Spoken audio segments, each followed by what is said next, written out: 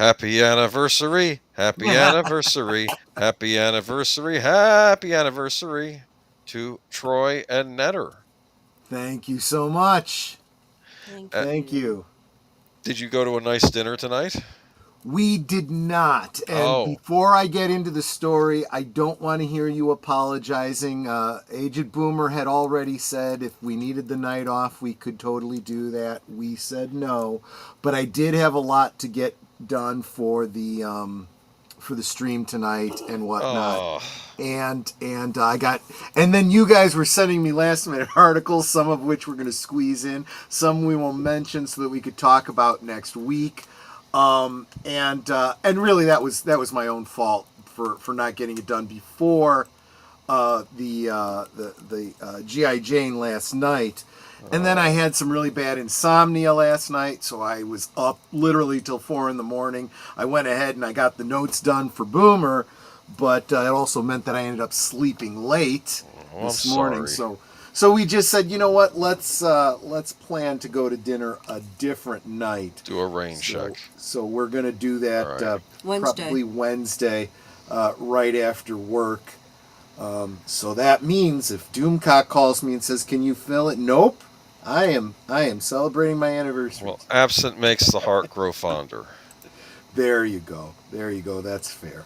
But we have an interesting good old days tonight. I'm not sure how much you'll appreciate it, but maybe you will because it's a different era. True. Big Al, welcome. Great genes indeed. Have a great stream tonight. Just letting you know that that our show here does not endorse Sydney Sweeney or Eagle Jeans. We Well, try I to be do. fair about that. Well, your opinion doesn't matter. She's bad. She's bad, I tell you. Because the mob says she's bad, even though she's done absolutely. She's a friggin' superstar every way you look at it. I mean, from the gun range to working on a classic Mustang. I mean, this girl knows how to market. Let me tell you. Carbon footprint, man. That Mustang. What about the carbon footprint and guns? Oh my goodness. Exactly. Even saying all the the right channel. people hate her. I am fired up about this girl. On ignoring the woman who can't button her denim jeans up. Why is Joey swole there? Well, stick around. We will explain it. We're gonna explain everything. But thank you. Welcome, Netter of Netter's Network. Hi, Netter. Of course, you've been here all along anyway. Let me scroll down the list. Did I get everybody? I'm probably missing a bunch of people. No, there is a bunch of people. There's deleted scenes. Welcome. He was having a conversation about what we were just talking about tonight, actually. Yes, I know. And for those of you that were paying attention to the thumbnail, Big Al, that specific choice of pictures from the American Eagle ads, I chose with you in mind. There was a couple I could have gone with, but I went with the one that I figured Big Al would like the most. There you go. Connie Cleary, welcome. I'm telling you, man, we need to get the. I'll get into it when we talk about that story. I don't get the outrage. I think it's another article that we aren't getting into again. There's another article that came out, an opinion piece talking about, when Jurassic Park is doing so well and Fantastic Four isn't. We got to talk about the intelligence level of the audience. And I'm like, again, we're blaming the audience again. Okay. I'd like to blame the audience. I'll have to talk about that. People like what they like, and if you don't give them what they like, you will not get their money. Period. It's really that simple. That's what marketing is all about. I was in the Black Lodge. That's where I was. I was in this weird space where where I thought I was here, but I wasn't. You're asking why I was late. Okay. Let me see. Unscripted raid. Bask in the enjoyment of geezers. Thank you, Depenzak. I like this studio, don't you? Yes, I absolutely do. That's why I made it. I think it suits us. All right. I don't know if anyone else is coming in. We'll probably get more people as the thing goes on. You want to bring up the presentation before I send us out into the... Out into the ether? Yeah. Yes. Okay. By trying to find it. Geeky Geezers, welcome everybody. August 3rd. Where does the summer go? I know. Why? As always, we start out our stream before we get to the dismal news of the evening. Oh, Oh, boo! we're talking. Evil Nintendo. No, we're not. You know something?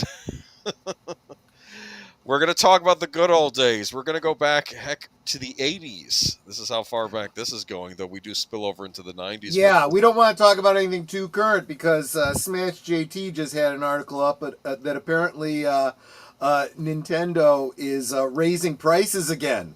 Oh, yeah, we Completely have that unrelated article to on our notes. everything we said before. We're going to talk about that, and I actually have some evidence of that too, even though they officially announced it anyway. But this is Nintendo Power. This is back, I believe, what was this, 88 or 87, and this is Super Mario Brothers 2. This was a magazine, right? This is a magazine. See, a while back we did Dynamite Magazine, right? And even though I had the odd Dynamite Magazine, it really wasn't my magazine growing up. My magazine growing up was Nintendo Power. And this was I thought you were going to say Tiger Beat. Smart guy. Do you remember the episode of The Simpsons where Homer goes and buys a bunch of these teen magazines like Teen Steam, and he says, "My daughter's sick. They're for my daughter." And the guy behind the counter says, "Sure they are." Sure they are. Exactly. And he got so angry. He's like, wise guy. All right, so this is the first issue of Nintendo Power. We see Super Mario Brothers 2. That is the evil Wart in the background, who was the villain of that game. That was the weird Super Mario Brothers game where Nintendo just took Super Mario, some other game, and put Mario characters in it. It was very controversial later on. People found out that we didn't get the actual Super Mario Brothers 2. We got a different game with Super Mario Brothers 2 slapped on it. But that's a story for another time. We're talking about Nintendo Power here. All the Surely information. Nintendo would never do anything nefarious and steal, intellectual property from someone else. Well, they own that game that they rebranded as a Mario game, smart guy. Listen to me. We're not talking about current Nintendo right now. We're talking about Nintendo back in the day. And this was a pretty cool magazine. Look at these covers, huh? Ninja Gaiden. Yeah, I like it. If you watch the movie The Wizard, the guy says, Ninja Gaiden, hi! Yep. So this would be, you'd pick up a Nintendo Power. If you were smart, you subscribed because you could get a free player's guide. In fact, in early instances, you could get a free game. They gave out Dragon Warrior for free with a subscription to Nintendo Power. And remember those player guides that predates the internet. You didn't have your hints and cheat codes and all that kind of stuff. Anytime you want. Just by doing a Google search. If you didn't have the magazine, you were kind of out of luck. Part of me doesn't know. Yeah, Nintendo had a separate line in their publishing one because they're called Player's Guides too. And the first 4 of which they gave out for free if you were subscribed to Nintendo Power. Later on, you would pay for them, or you'd get them as a bonus for resubscribing to Nintendo Power. They'd send you a Player's Guide of your choice. But that's a topic for another time. But this is Nintendo Power. This is the magazine. And tips and tricks, reviews, previews, all sorts of things in here. That's Mega Man 2. These are some early covers. I gave Nintendo of America points back in the day because they really were trying to promote games that they thought were actually good quality. Like Mega Man 2, the original Mega Man, not necessarily the biggest hit, but the game critics never even recognized that it was a great game. And Capcom released Mega Man 2. So when Mega Man 2 came out, Nintendo Power, Nintendo of America, they really were trying to push, hey guys, check this game out. It's a classic. And of course, now Mega Man's one of the most popular game characters ever made now. But that's the old cover. It's kind of a clay puppet thing going on here, if you notice that. Right. Watch Console Wars despite it being produced by Seth Rogen. I heard that he did a book too, and I'm going to watch the documentary. Does it have a pro Sega stance in it, that Sega were the underdog and Nintendo were the bully with that Console War thing? I can already hear Troy nodding his head. But look at this cover: Teenage Mutant Ninja Turtles 3, The Manhattan Project. They kind of cool. You got the turtles on the cover. They were big in the day. Dive into big city action. Big city action. Oh yeah, dive into big city action. Yes. Let's go on here. DuckTales. Remember DuckTales, the cartoon show? There's Scrooge McDuck on the cover there. Curiously enough, on the show he wore the blue cover, but the people that made the game stuck him in the red outfit, which was actually what he wore in the comic strip back in the day. Interesting. Yes, so even though it was based on the cartoon, they had him look like he did in the comic strip. Chip and Dale Rescue Rangers. That was another big Disney cartoon they made into a game, so Nintendo gave them the cover. Let's see here. Star Trek. Look at that, huh? Captain Kirk, Mr. Spock. That's a What cool year was cover. this?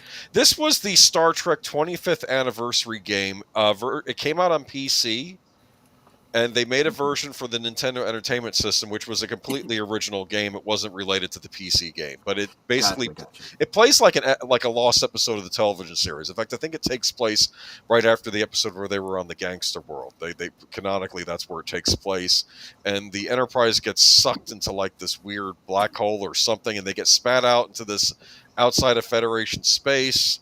And they have to contend with Romulans and other aliens, and they're trying to find dilithium crystals so they can get out of there because everything got burned up or something like. So you have to go to these different planets. The burn. I heard about that. No. Not that before that, yes, not the burn. Real quick, I need to step away, so Netter's going to take over for me. I'll All right. Okay, Step so away. apparently I'm taking over. You are now the co-host. Well, this is Nintendo Power Netter. This was what a lot of kids in the 80s and 90s like myself were reading. This is how we got all the game information for our favorite Nintendo systems. And I was a big fan of these covers. So there we have Star Trek. See that? Yeah, that is a nice cover, actually. This is Maniac Mansion. This originally started out as a PC game, Maniac Mansion, made by LucasArts, the George Lucas owned. So Lucasfilm had a game division called LucasArts, and this was Maniac Mansion. You play a varsity guy in high school, and your girlfriend gets kidnapped by the evil. I think the doctor. I think Evil Ed, or like a mad scientist that lives in this castle on the hill, and they're tentacled aliens and other things, and you have to bring you and your friends along to try and rescue your girlfriend and get her out of here. This is basically though an NES version of one of those PC adventure games that you enjoy. Yeah, I was gonna say it sounds familiar because I've done PC games like that. You might have played this on PC. It was a PC game first, and then they ported it to the NES. Yeah, it's possible. I mean, it does sound familiar, so. Yeah, so I like this cover though. All the characters are poking their heads out the window. I don't know. I miss the creativity. The people that made this magazine back in the day, they used their imagination for these covers. They had fun with it. They knew what kids like. I mean, because let's be honest, I want to say this magazine's geared toward preteens. Preteens. That's probably the audience this was back in the day. But Drank Up DuckTales and Rescue Rangers on the NES. They were very popular games, based on very popular Disney cartoons at the time. Capcom made those games. In fact, Chip and Dale Rescue Rangers was 2 players simultaneous. Oh yeah, who knew Troy was young? I see that photo of you too. Netter has always been young. No, thank you, FK. Yeah, that was actually taken on our 5th wedding anniversary, or the day before actually. Because some friends of ours, their anniversary was August 2nd, and that was taken at their wedding. And we were married 5 years longer than them, so that was the only way for me to keep track of how long they'd been married, because it was just deduct 5 years. Gotcha. Oh, okay, well, that's cool. You look nice. Okay. Super Mario Brothers 3, this was, of course, the big game when it came out. This was the game everybody wanted. It's still heralded by many as the best NES, best original Nintendo game ever made. This is where Mario gets the raccoon suit, and you can use the raccoon suit to fly. Don't ask why that gives him the ability to fly. Just roll with it. In Super Mario World, he gets a cape, which makes him look more like Superman, which makes more sense. He has a raccoon suit, but whatever. Anyway, I don't know if any of you remember Super Mario Brothers 3. That was the game in the movie The Wizard, which the kids at the competition play at the very end. And we didn't practice for this game, no, because Nintendo was going to test them out at the Video Game Championships on a game no one had played before to see who would win. Well, that's actually rather clever. You can't practice something if you've never seen it before. Exactly. You can't figure out cheats. Not just NES games featured on the cover. This is a Game Boy game, Metroid 2, The Return of Samus, Intergalactic Space Bounty Hunter Samus Aran. And she would hunt the evil Metroids that would drain people's life out of them. Very inspired by the movie Alien, actually. In fact, one of the bosses in the game is named Ridley after Ridley Scott, which I thought was interesting because he directed Alien. But let's see, Legend of Zelda Link's Awakening. That's one where Link from the Zelda games ends up on the island. That had a gold cover, because Zelda's always associated with gold. But just wanted to point that out. Now we're going to get into the Super Nintendo era. There's Star Fox. Star Fox was Nintendo's big foray into early 3D graphics. You were basically, it's the first game I ever played that used what we call now as polygons. Where of course polygons are now commonplace nowadays in games. Back then they were rather new, and you'd fly around in the spaceship hitting other things. Now, of course, the graphics back then were very rudimentary on this, but it was the first. I like the kitty. Or is that a fox? It's a fox. Though there is a kitty pilot in one of the later Star Fox games that's also a pilot. and that's a female, too. But, yeah, that's Fox McCloud. And what was neat about this, when you got this Nintendo Power, you would pull out a little cardboard model kit inside the magazine, and you would build an air wing. They're one of their air wings fighters out of it, and it was actually sort of instructional, trying to teach you this is how we make the games with the models within the game. We're sort of folding the polygons into shapes. It was like an educational thing. At least that's what I always took it at the time. But by the way, I'm back, and I wanted to bring up Lester's comment. He says they knew how to hype stuff back then. Nowadays, where's the hype? Well, interestingly, most of the hype comes from, the community, because we now have our own voice. We're doing stuff like this. The problem is they're literally fighting against the people that would be hyping their stuff by hitting them with copyright claims and all this other bull crap. Yes. That's a whole separate thing, but that is the answer to your question. Back then, Nintendo was still taking off, but they knew that they had to hype games. And they didn't just hype Nintendo-made games. They would hype some of the best third-party games, too, from third-party publishers that were on the Nintendo as well. So Here we have... But this was Star Fox. This was back at the Super Nintendo day. Just wanted to show you real quick. Remember Maniac Mansion on PC, Troy? This is the NES version. It got a cover, see? That sounds It's a LucasArts adventure game. Maybe you played it. I don't know.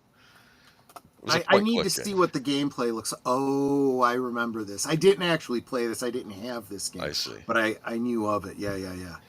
It was on the Commodore. Oh, yeah, that's right. It was. Yeah, a buddy of mine had it on the Commodore. I think he made me a copy of it, and I never actually played it.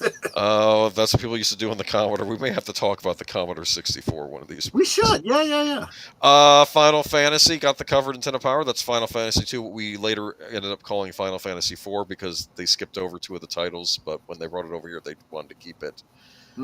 They didn't want to just call it Final Fantasy 4 because people would wonder where were the other 2 games. Well, they didn't get released. That's what happened to them. But that's the problem. It's okay. They're all self-contained stories anyway, so it's not like you needed to play the others to play this one. They kind of, it's like a fresh world, but the gameplay is similar.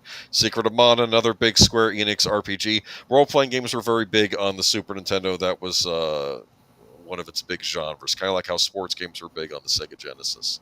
Yeah. I remember Video Power, Nick Arcade, Game Pro with JD Roth. I remember Game Pro. I used to read Game Pro a lot. In fact, was it Game Pro that had a wonderful article on Castlevania 3 Dracula's Curse, which had Simon Belmont attacking in one picture a nice-looking vampire woman. I'm just going to put it that way. Showing off her assets, in the picture. And I don't know how that made it into that magazine. And I've been trying to find that picture, and I can't find it anywhere. Because I would have shared it when I did my Castlevania, when I talked about Castlevania. Speaking of Castlevania, here's Super Castlevania 4. Super Nintendo, Simon's Monstrous New Quest. There's Simon Belmont gracing the cover of Nintendo Power. I'm a big Castlevania nut from back in the day. Mega Man X. This is the Super Nintendo Mega Man game, but this is Mega Man X. This is to the original Mega Man series with Star Trek The Next Generation is the original Star Trek. This is like interesting. 100 years later, you're another creation of Dr. Light, but he had to put you in storage because he wasn't sure if you would be a force for good or a force for bad. So he put you in storage until the computer could verify whether you would become evil and start attacking. Because they didn't know who the player was going to be. Well, yeah, but it's basically like Mega Man: The Next Generation. That's what it is. There you go. Let's see. Moving on to Super Star Wars. Yeah. Like that cover. Yeah. Darth Vader on there. Challenge the dark side. It says on the front. See. Yeah. Unfortunately, Disney became the dark side. Well, this was before Disney was the dark side. Mm-hmm. Star Wars: The Empire Strikes Back, the follow-up, came out a year later. We have Yoda on the cover there. You see Luke in the background. His back is turned, but that's interesting. Yep. Of course, we have Batman from Batman Yeah, Returns. we'll be Very simple talking more cover. about him this Friday. Talk about that on Friday. In fact, the Keaton Batman, I believe, Yep. we'll be running back to. Disney's Aladdin. Aladdin was a big picture. I almost didn't put this cover here because even though I liked the Super Nintendo Aladdin, every guy that owns a Sega Genesis is like, it's not as good as the Genesis version because the Super Nintendo and the Sega Genesis both got their own Aladdin games that were made by completely different studios. They were completely different. But the Sega Genesis version had the advantage of having the actual Disney animators creating all the characters in the game. So they moved like actual cartoon characters, like from the movie, whereas this was more standard sprite animation with the Super Nintendo version. Ironically enough, though, oddly enough, though, the man who made Disney's Aladdin for the Super Nintendo went on to make a game called Resident Evil. There you go. In the next generation. I'd like to have a port of the Star Wars arcade game in the mid to late 90s. That would have been killer. You know, that Star Wars arcade game. Yeah. The only system I know that it came out of, or a version of it came out of, it did make it, a version of it made it out on the Sega 32X, which was the 32-bit add-on for the Sega Genesis. I know the arcade game you're talking about, though, and it was very impressive. It was a Sega arcade game back in the day. Moving on to, of course, the big game of the 16-bit generation was Street Fighter II Turbo, Yep. and that's Street Fighter II in general, but that's a Vega on the cover there. And of course, another big game of the era was Mortal Kombat, the Mortal Kombat series. There's Mortal Kombat 2 on Nintendo Power. Yes, basically, yeah. And they have a preview of the killer. Jax wins. Yes, Jax wins. Yes, there's a sequel to Mortal Kombat coming out, actually, the movie, so that'll be interesting. Yeah. Oh, I had some news for the Mortal Kombat game, but I felt it was too late. I didn't want to throw it onto the notes, Okay. so we'll wait till next week. But it's getting physical editions. So if you want to get a physical copy of the Mortal Kombat collection, every console is getting its own edition. A real physical edition? A real not like physical some copy. sort of a thing that allows you to download something? Even the Switch 2 edition will be on a cartridge, which is more than I can say for most of the other games they revealed their partner thing this week, where it's all Game Key cards. People are furious. Breaking news: Lonnie Anderson, 79 RIP. We got it so late. We are going to talk more about her next week. Yeah. But rest in peace. Sorry. Anyway, Donkey Kong Country, and of course we'll end with the covers with Donkey Kong Country, the big killer app on the Super Nintendo toward the end using rendered graphics. But I've just been showing covers. Let's go into what was inside the magazine. You would get a poster. Is that a tri-gate fold? Yes, it was a tri-gate fold. Nice. Basically a centerfold, right? It's basically a centerfold for a video game. I had these two up in my bedroom during my in middle school because I was getting both of these games for Christmas. So I had Heather Thomas behind my door, and you had Mega Man 2. Mega Man 3, not Mega Man. Whatever, 3. Mega Man 3. Mega Man 3. That was a big release when that came out. Look at all those evil robot masters on the cover of it. And there you have Trevor Belmont instead of Simon Belmont's ancestor in Castlevania 3: Dracula's Curse. That's a cool poster. I wish this would get reprinted as something I could actually put on a wall nowadays, right? But I always like that poster. It's Dracula's castle in the background. Very cool. And they had other posters too. They had one for Super Contra. They had another for Final Fantasy that was really cool. And the Final Fantasy and Contra ones, they were like a 4-gate fold, so they were more square. So sometimes you would get the tri-fold, or you'd get like a more square look. They would differ them up. Here is classified information, tips and tricks from the pros. This is basically where all the cheat codes are. Do you understand? Yeah. So how do I get 30 guys in Life Force? Where's the Konami code? It would be in classified information right here. Yep. You'd get various comic strips in Nintendo Power. This was Nestor's Adventures.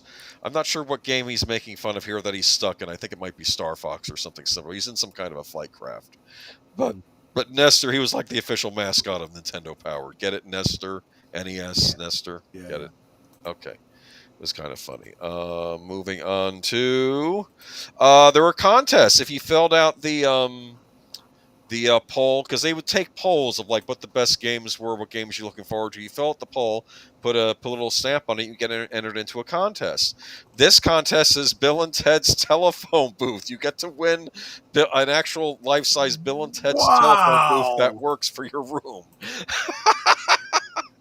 They had I can't even imagine. That's just That would be in the living room. It would probably be in our living room. Then. Well, I'm sorry, in the library. Yes. I wish someone would make a documentary as to who won these contests and if they still have the items, because there were some outlandish. Like I think another one was you'd get yourself put in a game. There were some weird contests back in the day in Nintendo Power, and I don't know. I think one was you get to meet Arnold Schwarzenegger because it was a Total Recall contest. That was in Total Recall was coming out in theaters. Very neat. Let me see, though. Moving on to... and, of course, there were always the Nintendo Power Awards, which was fun because, we got to vote on what the best game was, what had the best graphics, best sound. And I took this very seriously. I felt like I was at the Oscars. Do you understand? Like I'm an Oscar voter, so I was being very careful with these contests. And I remember... here's another one thing. I think there's like best bad guy. I kept thinking it was best villain. I remember Dracula was one of the nominees. I didn't nominate Dracula though because I had to give it to Dr. Wily, who I think makes it as in number 2 in this contest. I think Bowser from Super Mario Brothers 3 makes it as number 1. And best hero, oddly enough, he beat out Mario, which was Mega Man, which I was surprised at. Look at that. Sure. And actually, no, the number 1 villain this year was Shredder, the Shredder from Teenage Mutant Ninja Turtles 2, the arcade game. You know the Shredder? Sure, absolutely. Okay. But I don't know. I just thought I'd share with you these memories of Nintendo Power. Unfortunately, it was early on in the Wii era that Nintendo decided to shut down its publishing arm. Nintendo of America got rid of the publishing arm. No more Nintendo Power. No more players' guides, and it was kind of sad. And they were going to do more stuff on YouTube or on the app on the Wii where you could actually watch videos on. That was what they were going to do. Now they were going to do the magazine anymore, and it was kind of sad because I really liked getting these. I subscribed. I kept subscribing to Nintendo Power over the years. I never really stopped. I might miss a month or two here and there, but I would always be a constant subscriber because they would give you a free player's guide for subscribing. So I get a free strategy guide for a game of my choosing, and then they send me the a year's subscription. And you got some cool freebies in Nintendo Power. I remember one time when Super Smash Bros. Melee came out for the GameCube, they actually sent in the January issue, which was like they treated like the January issue like a thank you to the subscribers and to the fans issue. And they sent me a free CD with it, and the CD was the Tokyo Philharmonic all doing Nintendo songs on it. So, like, you get to hear, like, the Dr. Mario theme, but done with a professional orchestra. I still have that CD, too, but... Neat. Anyway, I miss Nintendo Power. I just brought this up. I don't know what your equivalent to this would have been, Dragon Magazine. Yeah. Well, the difference is, there's a big difference, because with computer games, all they could do was talk about the games, have awards for the games, and occasionally... like you said, maybe send you a free game, right? Whereas Dragon Magazine and Dungeon Magazine not only talked about things, but every single issue had an adventure you could play, a custom character that you could use in your games, new suggested rules, house rules, and stuff like that. So, it was much more... value for what you were doing, right? Yeah. So, but similar but different, yes. Those were the days, my friend. We thought Babylon Avenue and Wheezing and Dance Forever a Day. Oh, yes, those were the days. Yes, okay. Is that song? We thought they'd never end. Yeah. Well, unfortunately, they did end because Nintendo Power is a thing of the past. In fact, that's another thing that put a sour taste in my mouth with Nintendo when they got rid of their publishing arm. The publishing arm, because these are regular people running this magazine, and they were, right. You get to read people. There'd be a letter section where you could write into Nintendo Power, and I remember a couple letters that came in, and there was this one this one guy that wrote in from because he was in the original Iraq War, right? And he said that there had been a tent fire, and he left his Game Boy in the tent, and they removed the Game Boy, and of course it had been burned up, right? but he turned it on and it still lit up, and you could at least still hear the sound. So as on a whim, he just, I'll send it to you, Nintendo. You can see what you can do with it. And Nintendo put that in their museum as a testament to how well made their products were, that it kind of survived a horrible fire incident. And they sent him a brand new Game Boy for his service. Wow, that's pretty cool. So this was back in the day. No, this was they were all right. And another letter. Nowadays Nintendo would take it, bury it in the backyard, send the Pinkertons to deliver a cease and desist to the guy, and break his legs. Well, the opinions of Troy do not reflect the opinions of Agent Boomer. They kind of reflect reality. Still hoping Nintendo will turn this ship around and get things right, but I feel like that's an old song with a certain other company that was known for family entertainment. Oh, thank you, Geek Flag. Yes, he's wishing, because today is the actual anniversary day for me and Netter, he's dropping us a $2 super chat. Thank you so much, my friend. Appreciate that. All right, but that's it. Look who won best game in 1991, Super Mario Brothers 3, which is one of the best games on the NES, maybe one of the best games ever made, so it deserved it. There were a lot of great games that year, though. I was particular to Castlevania 3 Dracula's Curse. That was my favorite NES. Right. Because, I was big into the monsters. Okay, but here we have Geeky Geezers this week. And we got some news to talk about, and unfortunately, we have a in remembrance to you sports fans, you baseball fans. Yeah, this is a local boy. Yeah, so I thought you might know a bit about this, but I'll go and read this. Ryne Sandberg, 65, an iconic player who helped redefine the second base position, authored one of the great singular performances of the long storied history of the Chicago Cubs. Ryne Sandberg died on Monday after battling cancer. He was 65 years old. Sandberg left behind a legacy of a quiet superstar who may have been reluctant to find the spotlight, but demanded it with plenty of power, speed, and defense that made him one of baseball's all-time greats. He spent the majority of his brilliant 16-year career with the Cubs, earning induction to the Hall of Fame in 2005. Ryne, am I getting his name right? Ryne Sandberg. I was calling him. Mm-hmm. Yep, okay. Ryne Sandberg. Yep. Okay. Was a hero to a generation of Chicago Cubs fans and will be remembered as one of the all-time greats by nearly 150 years of this historic franchise. Says Cubs executive chairman Tom Ricketts on behalf of the family and the Cubs organization. His dedication to and respect for the game, along with his unrelenting integrity, grit, hustle, and competitive fire were hallmarks of his career. He was immensely proud of his teammates and his role as a global ambassador of the game of baseball. Most of all, he was proud of Margaret, his children, and his role as husband, father, and grandfather. At the time of his retirement, Sandberg stood as Major League Baseball's record holder for home runs as a second baseman, 277 of his 282 shots. He was a 10-time All-Star who collected 9 Gold Glove awards, 7 Silver Slugger trophies, and won the 1984 National League Most Valuable Player Award. Yeah, so, I mean, he'll be missed. I think most people, that have been around the channel for a while know that Netter and I aren't really big sports fans.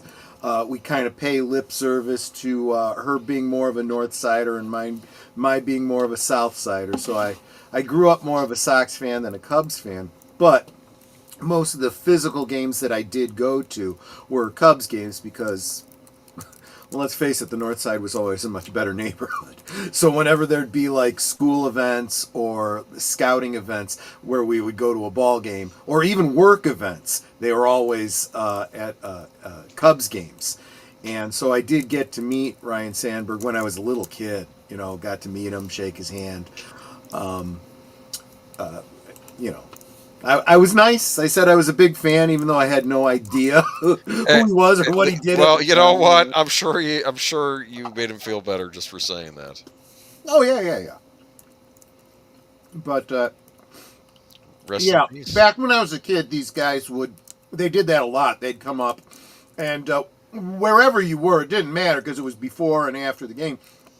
You go down to the last row, and they'd come up and they'd sign balls for you and shake hands and stuff like that. And these were always just really great guys. Very, we think of them as celebrities these days. Back then, they were just, guys that loved having fans.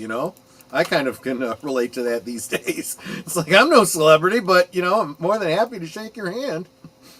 Definitely. Well, yeah. I mean, you always.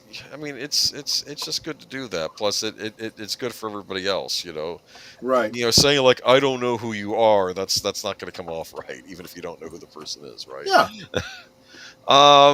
I did before we go on to the next story. Geek Flag did ask a question: when is our anniversary, Troy's and mine's? And I hate to say this, I think it's going on right about now. I think Probably.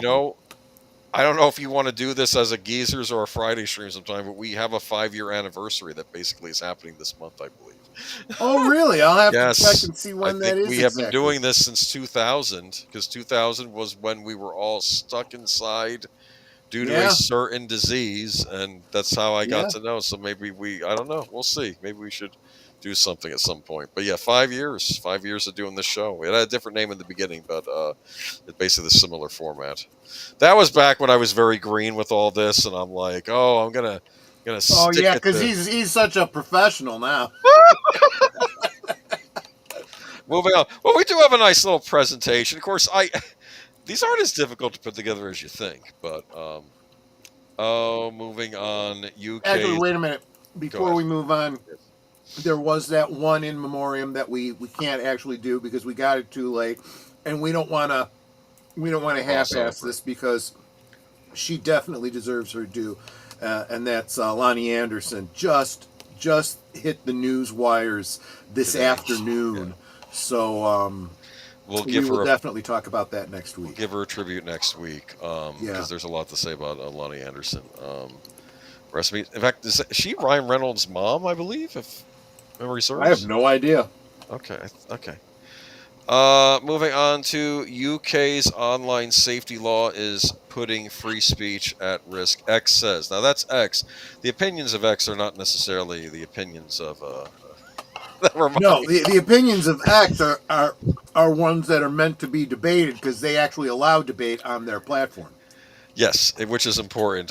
From London, August 1st, Reuters, Britain's online safety law risks suppressing free speech due to its heavy handed enforcement, social media site X said on Friday, adding that significant changes were needed. The Online Safety Act, which is being rolled out this year, sets tough new requirements on platforms such as Facebook, YouTube, TikTok, and X, as well as sites hosting something that rhymes with geography. And I will be using the word geography for what this word is. It rhymes with geography. I'm not going to say what it is. It's just the word that YouTube, if I say it, it's not going to like our channel. It rhymes with geography. So It's one hosting of those things that can't be defined, but they know it when they see it. exactly. Oh, you mean Uh, art? Well, uh, good point. I'll put it to this way: I watched a horror movie last night called X, and it was about this subject matter. Anyway, to Hmm. protect children and remove illegal content, but it has a Let me pause right there and say whenever they say to protect the children, that always means we want to take away and infringe on your rights. Every single time. okay. Oh, I Yes. know what boomers talk about. Choreography.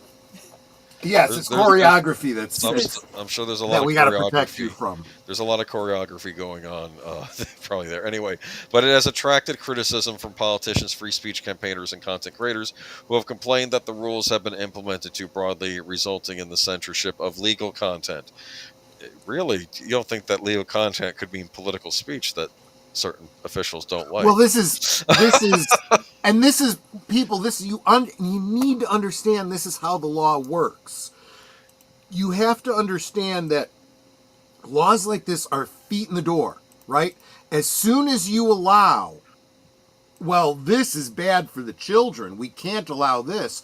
Oh, you know what? Political opinions that we don't agree with are bad for the children. We got to protect them from that. Oh, this health information that we disagree with is bad for the children. We got to stifle that. That's how this works. You must understand this. You must get this. This is not even up for debate. There are so many examples that I could show you. It's kind of a domino effect. Yes. So users have complained about age checks that require personal data to be uploaded to access sites that show geography, and more than 468,000 people have signed an online petition calling for the act to be repealed. And do you know what other site falls under this based on the way they've determined this law is going to work? What? Wikipedia.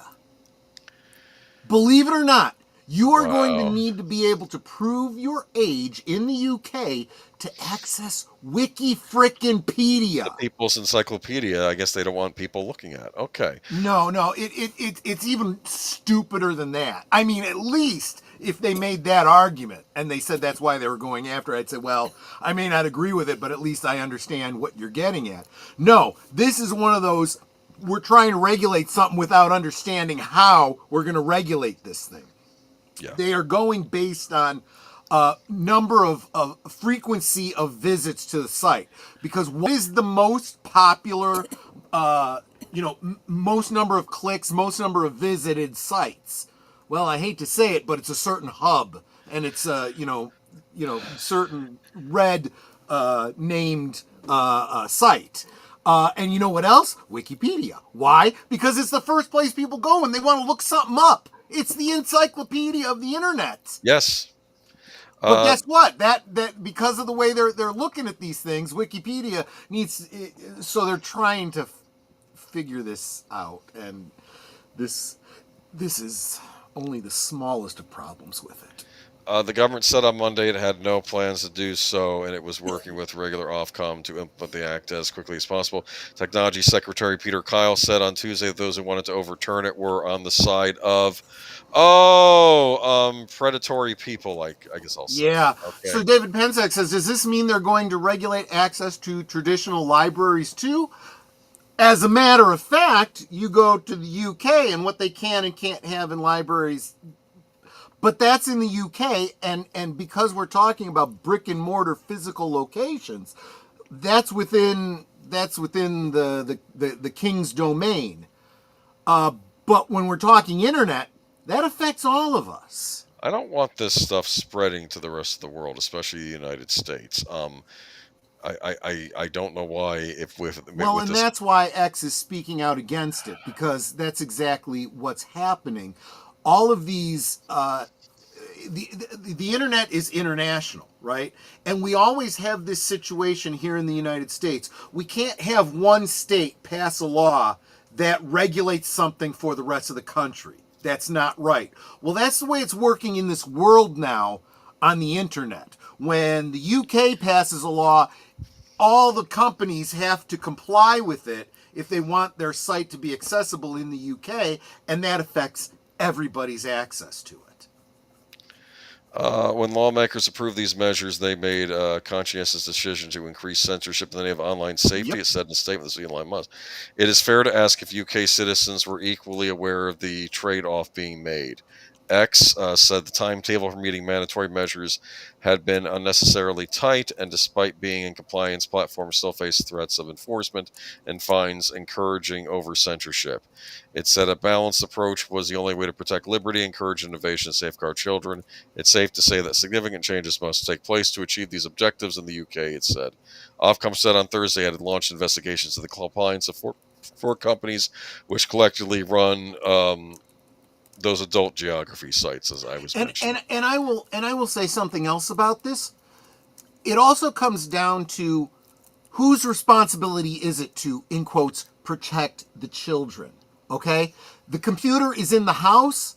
The parents control the internet in their house. Let the parents decide to what extent they control their kids' access to it. If they're not going to do it, it's none of anyone else's responsibility. Definitely not the responsibility of the government. It's what I said during COVID, okay?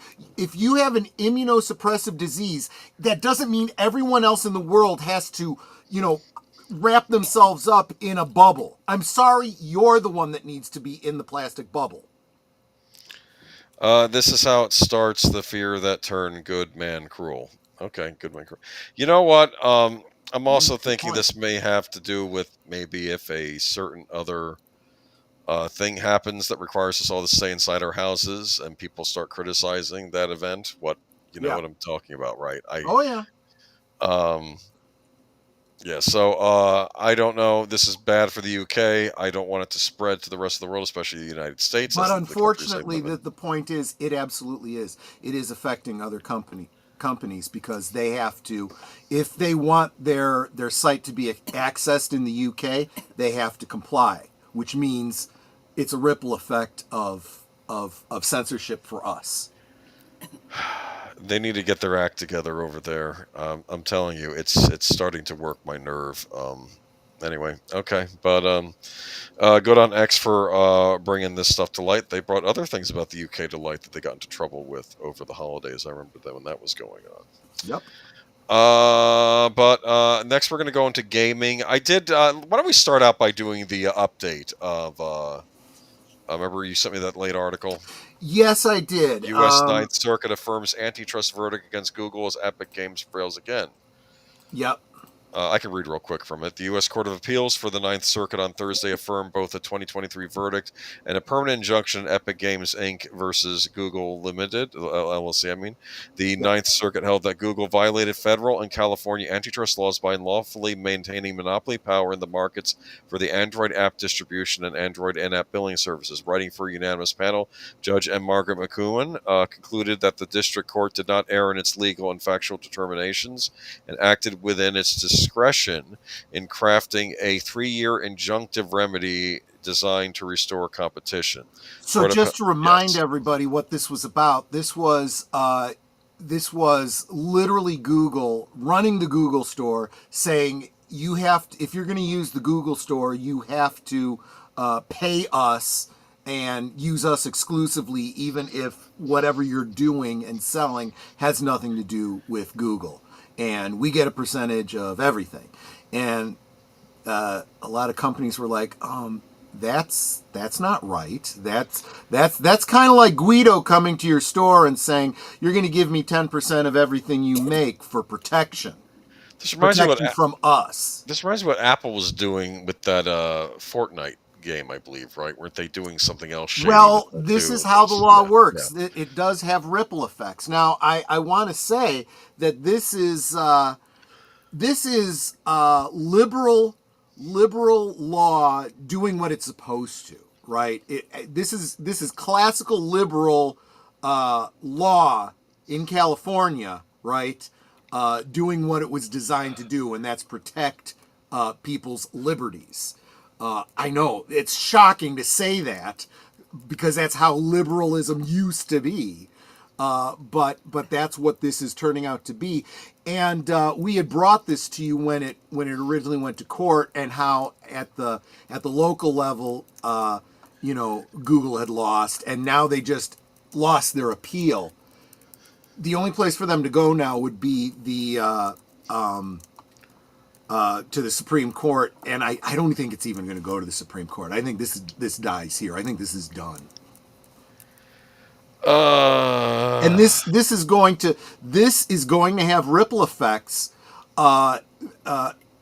in not just gaming. We brought it to you because it specifically involves Epic Games, but this is going to affect YouTube related stuff and all other kinds of things. This is going to have big impacts on the tech industry. We actually kind of mentioned that back when we originally brought it to you. It was a while ago, yeah, but now all these court cases take a while to come through, and then we finally get a ruling. They do. The what is it? The gears of the gears of liberty, or what is it? Gears Justice. of law.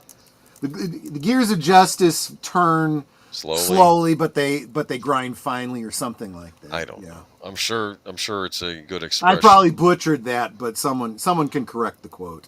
And this here we have let me get rid of this article and bring up, this is from Mark. Fans are once again accusing Activision Blizzard of using AI generated art. What are you talking about? That looks, that looks perfectly, hours were spent. I mean, is it me? Maybe it just looks fake to me. It looks like something I made for Friday stream. I'm just saying. Look, I think there's a lot more forgiveness when you create something for a YouTube video or something like that. It's another thing when you are a big company marketing a game, a video game, where you could actually use art from your damn game and you're using something AI generated. It's like, if you're that lazy, why would I want your game? So another day, another AI generated slop accusation, this time against Blizzard and its upcoming Diablo Immortal crossover with Hearthstone. Okay, crossover event. Okay. In a thread on Reddit, later picked up by PC Gamer Redditor VeryNice-VeryEviL, believes they spotted an image which with telltale signs of generative AI. At the time of this writing, over 4,400 people have upvoted the post. Given Hearthstone's fantasy leanings, it would be fair to presume a make-believe world embodies mystical things that don't align with the real world we live in. But I don't think there's many people who be prepared to defend an ear with free conscience. Yes, I did indeed look up that word. You're welcome. Appending an image with several questionable features, including a hand that fades into a wall, mirrored reverse card art, and that strange ear. Of course, the OP wrote, guess $158 pets aren't enough to pay an artist to draw an image for their collab. Okay. Look, the way these things are meant to be used is you generate something, using AI, right? You give it, you tell it generally what you want. Yeah. You find something that's really close to what you want. You hand it over to an artist, and you go over this with a fine-tooth comb. Fix all the stuff. So they should go in and make sure that the hand only has 5 fingers, and that... Or figure out a way to block it with a mug or something, right? Or I don't know, something. Or whatever. Honestly, I do this. Even when I use AI art, I go in and I touch it up and I, swap out a face or something like that. I mean, my Photoshop skills are getting better and better. Because it's not exactly what I wanted, but it's really close, so it's a good starting place. But it's the same as these people that are not editing the articles that are being printed. It's like, holy crap! Do you guys not pay attention to spelling and punctuation and language usage anymore? I mean, what is wrong with you people?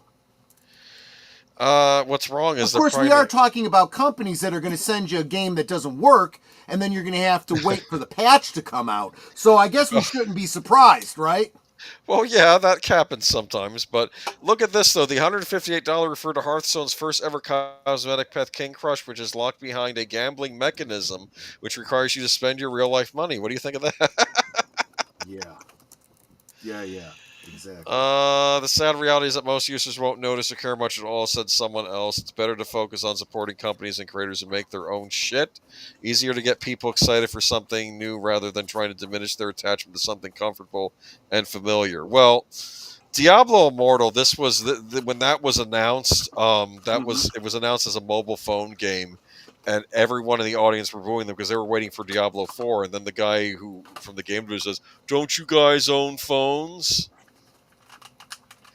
Because they wanted a PC sequel, because they played Diablo 3, they wanted Diablo 4 already, and they're like, "What is this? You're making a Diablo game, but it's for a cell phone." They were not happy about that. But yeah, I don't play games on my phone. I make play games on your PC, yes.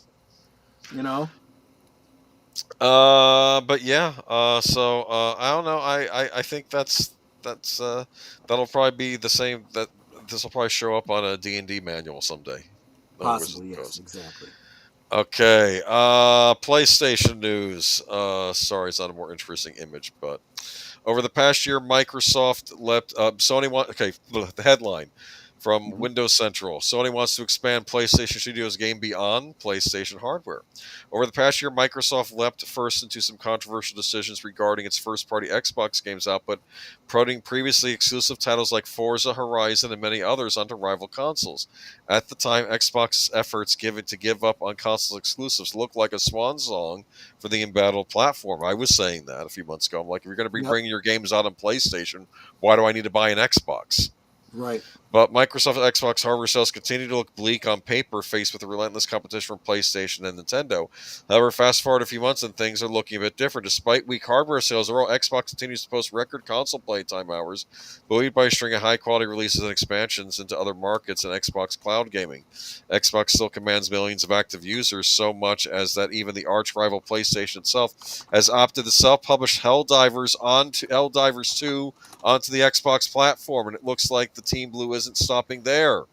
A new job listing at PlayStation's official Greenhouse hiring platform shared with Hazador on X suggests that PlayStation is ready to follow Xbox.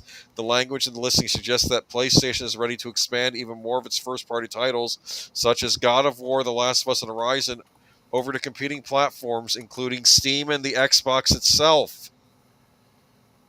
You have to understand something from someone who grew up with consoles, not PCs.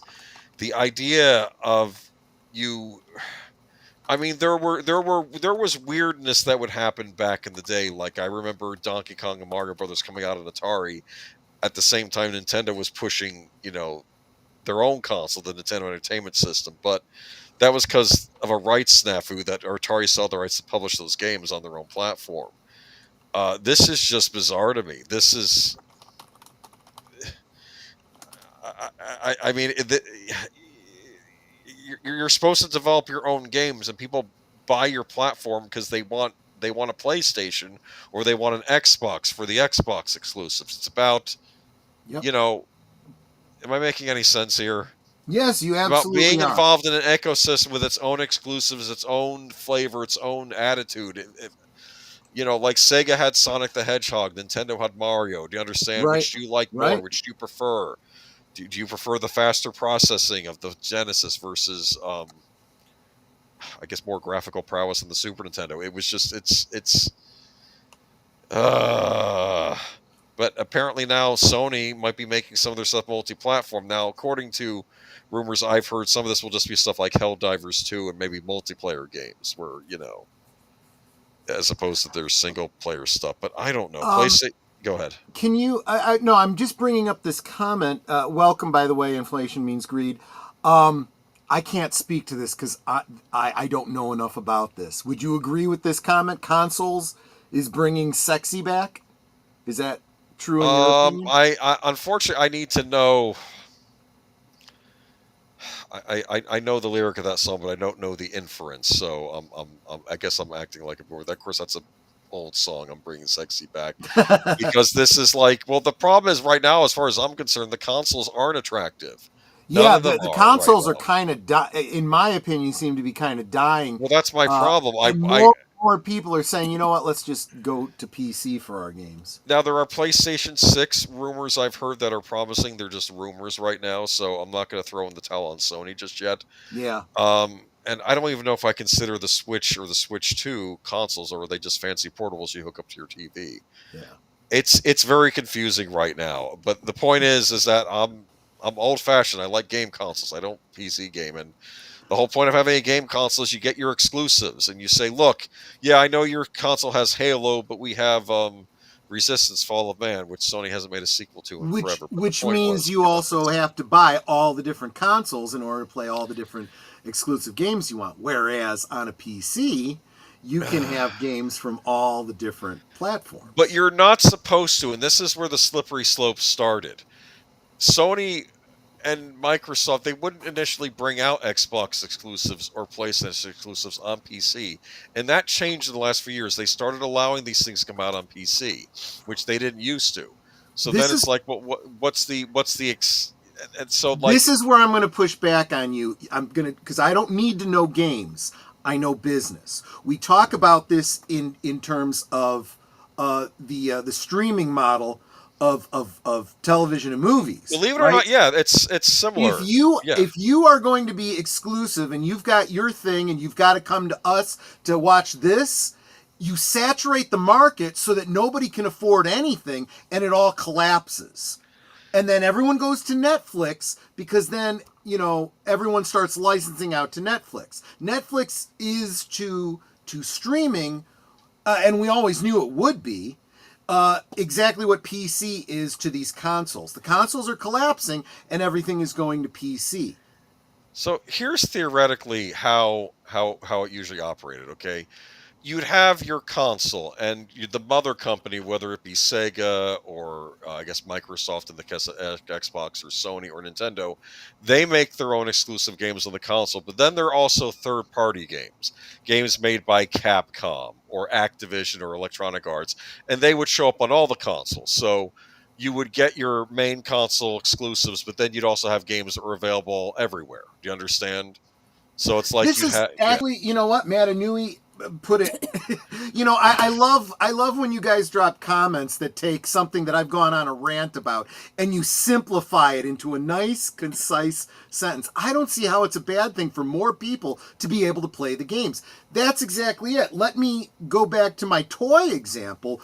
Hasbro decides, okay, we see that people love the retro style Star Wars action figures, so we're gonna put out these Hasbro retro style action figures and make them only available through Target. Well, they And do that. Target invariably is unable to get these things out, so nobody effing gets the damn things. And then people go, you know what? I can never complete my retro collection because you made them an exclusive at Target, and so screw it. I'm not buying any from anywhere ever again. I guess what I'm trying to put out though, but why then buy PlayStation hardware if you're an Xbox owner, or vice versa, if you can just get the games on your own system?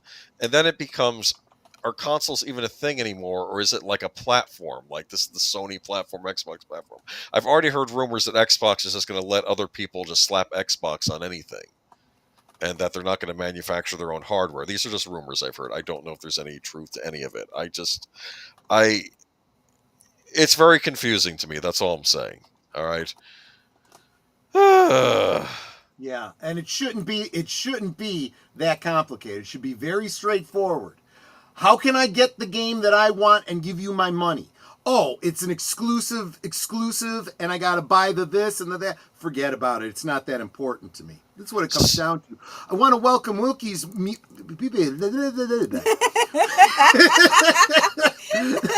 you, Netter. Wilkie's Movies and Music. Congratulations, Corey, on the recent subscription level and viewership that made you eligible for monetization.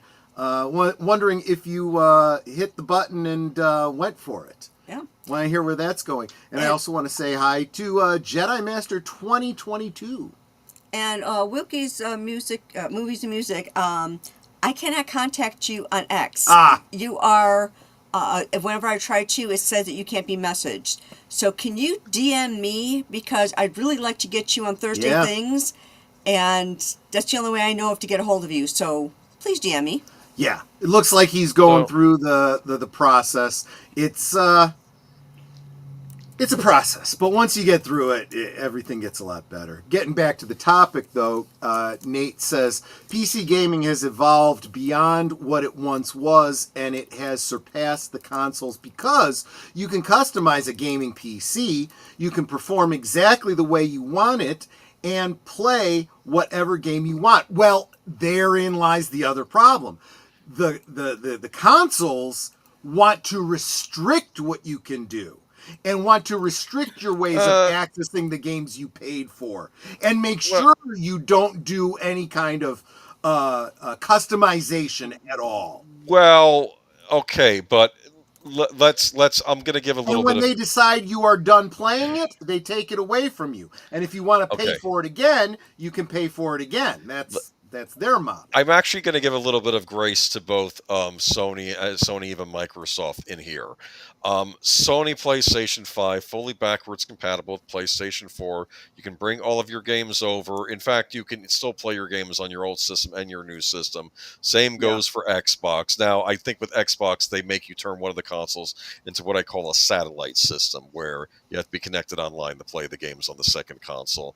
With Sony, I believe they allow you to make one console from that generation, so one PlayStation 4, one PlayStation 5 can both be primaries. So they're not that bad. I have zero grace to give when they say I have to be connected to the internet. No, I do not. No, well, If okay. it's a game that I don't need to interact with other players for, I should be able to play it in my home, off the grid, away from all of you bastards. That's Xbox that does it with a secondary console, not the primary. Sony doesn't do that. That's what I was trying to bring up. Yeah.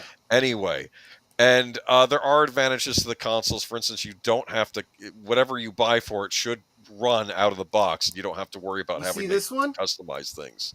Jedi Master, make sure you go back and watch the beginning when we were talking about Super Nintendo. Yeah. Super Nintendo was good, but that was for the good old days. That's basically what I covered. I covered Nintendo Power, NES, Game Boy, and Super Nintendo era.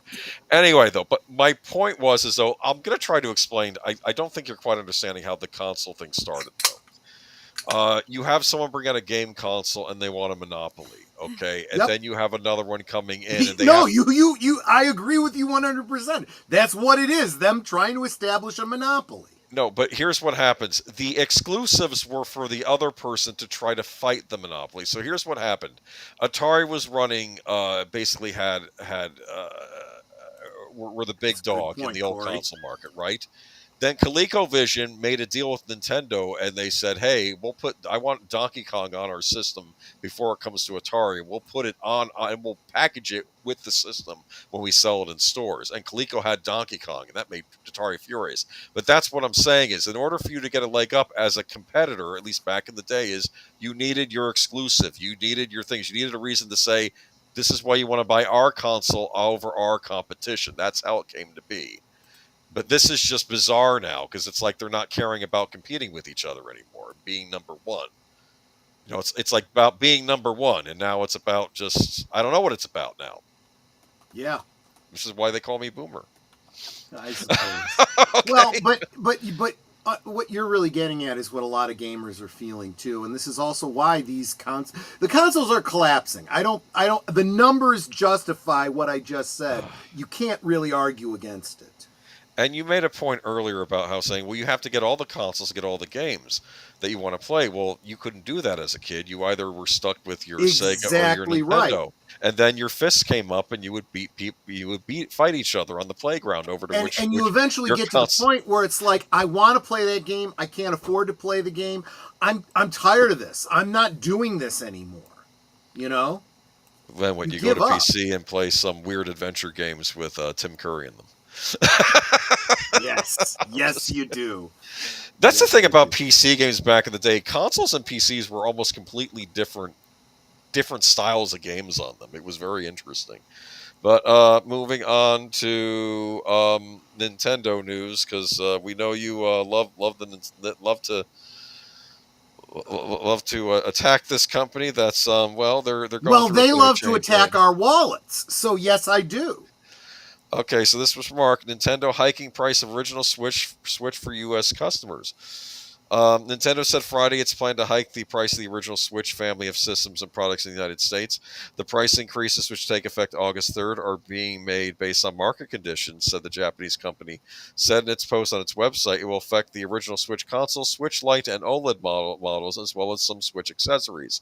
The price of the Switch 2 console, along with physical and digital Switch and Switch games, will remain the same for now. They don't want to increase the price of the console they just launched, because they're still trying to sell it. Nintendo said, however, please note price adjustments may be necessary in the future. So they may increase the price of Switch 2 later on. That's interesting.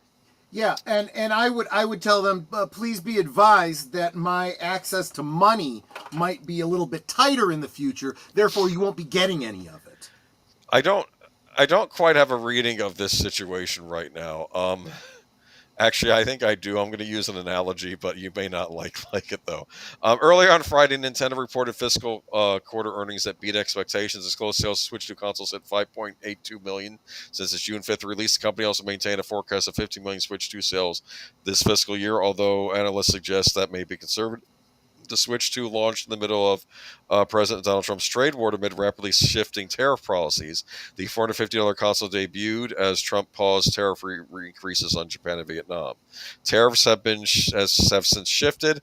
On Friday, the Trump administration unveiled a new wave of reciprocal tariffs in several countries with rates ranging between 10 and 41%. So my theory is that this, I don't know if these are tariff related or not. Yes, Geek Flag, lovely language there. Anyway, Yeah, no, I agree 100% with what he said, even though I won't repeat it. okay. And So, yeah, no, if it was tariff related, they would say it was tariff related because they want to be able to hide behind the tariffs. so But real life. this is just greed. Real life fake wizard though brought up a point that he did a video where he was interviewing people at a game convention and asking who bought a Switch 2 and who didn't. But he made a point at the end of the video that he's blaming Nintendo for this, but he's not blaming the people that bought the Switch 2. And I'm thinking, well, no, actually, the people who did buy the Switch 2 are saying they're okay with the price increases. Yes, and therein lies the problem. Companies will always charge you what they can get away with. If you allow them to get away with it, it is your fault. It really is. So you need to start voting with your dollars, or you'll just continue to be their little puppy dog. Anyway, Female puppy dog. There was a. I almost don't want to spoil this for you because you haven't watched it yet, but maybe you'll forget I mentioned this. But there's a big scene on Superman the animated series. You mind if I mention it? No, go ahead. Superman and Darkseid finally have their knockout, drag-out fight on Apocalypse. And Superman beats Darkseid. Darkseid is broken and beaten. Superman picks him up and throws him down in front of all the all of Darkseid's indentured servants. I'd use another word, slaves, basically. Right. Yes. Yes. And he says, "Here is your master, beaten and broken. Do with him as you will." And they all look over at Darkseid, and it's like, "Oh, finally!" And then they say, "Let us help you, Master. Please, are you doing okay, Master?" And then Darkseid looks up. "I am many things, Kal-El, but here I am God." Yeah. And this is sort of how I feel about the people buying Nintendo. I don't think you can reason with the people that went out and bought this console who are supporting these price increases. If they buy it and they're okay with it, they're okay with it. Everywhere. You see it too when you look at, Disney, you Disney look parks, at yeah. Star Trek, Star Wars. You got this small group of people that will buy a turd as long as it's got the name of the thing they love on it, because they gotta collect and support, and otherwise they're not a true fan. But there are not enough of them to keep these companies functioning, and that's the problem. They take advantage of these people, and they're the only ones buying. And they end up going out of business as a result. We don't have an article, for example, about Fantastic Four, but you could go over to WDW Pro was talking about. Actually, they mentioned it earlier in the weekend. They said it was a 61% drop off in its second week. Variety upped that to 64% today. That's not good.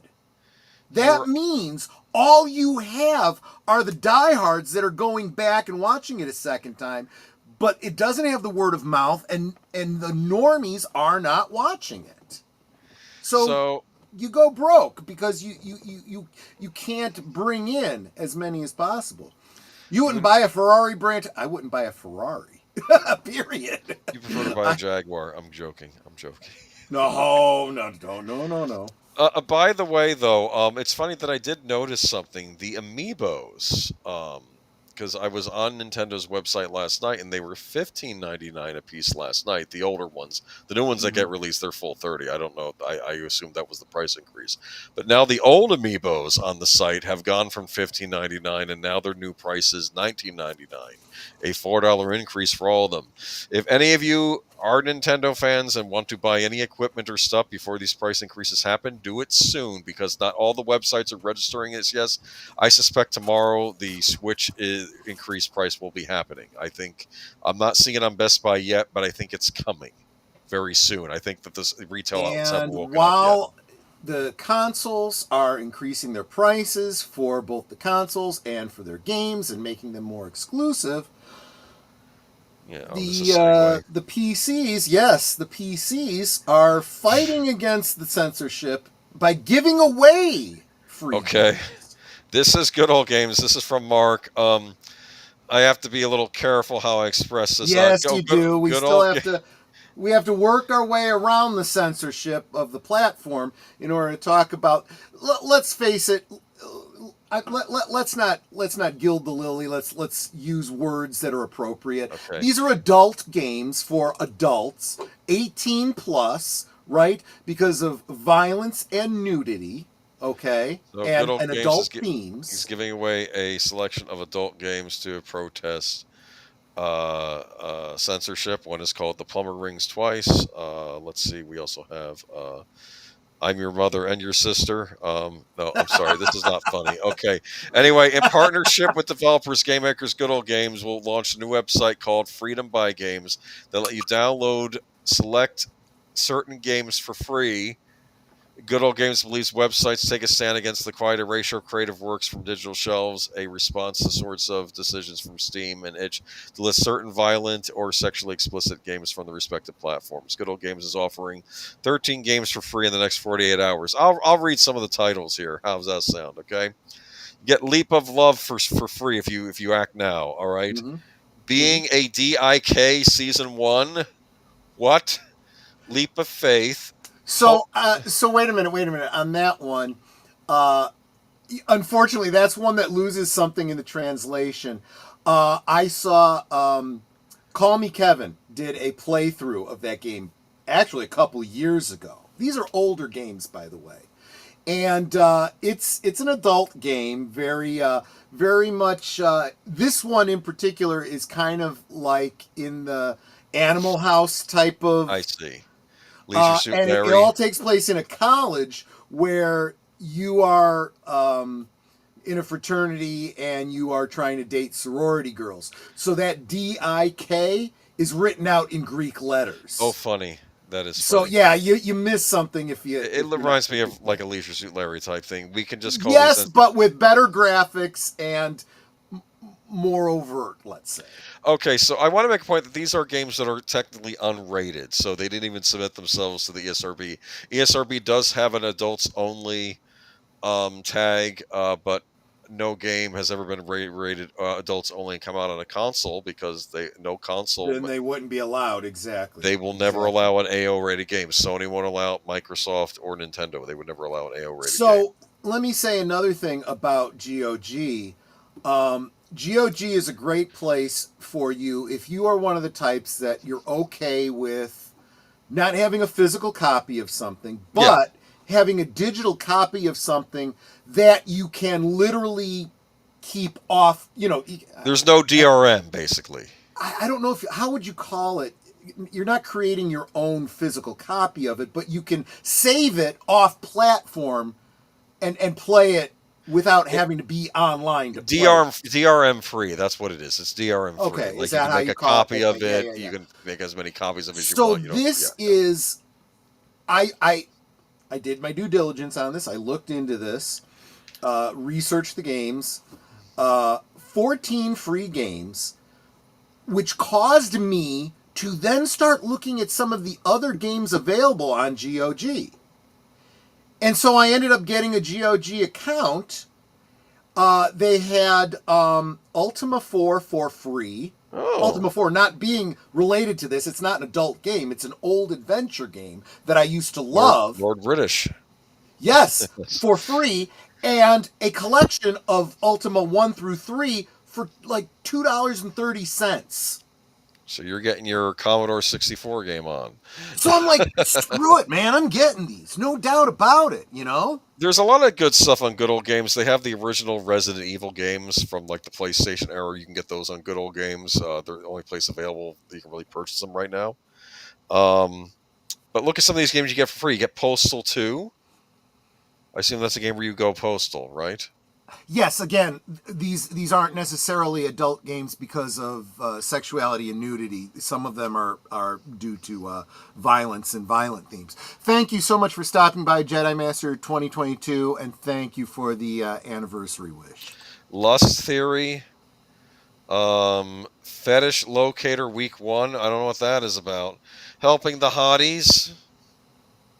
Well, the Or helping hotties need someone help getting too, I attacked about a guess. Gene ad they made. I'm sorry, wait. Okay.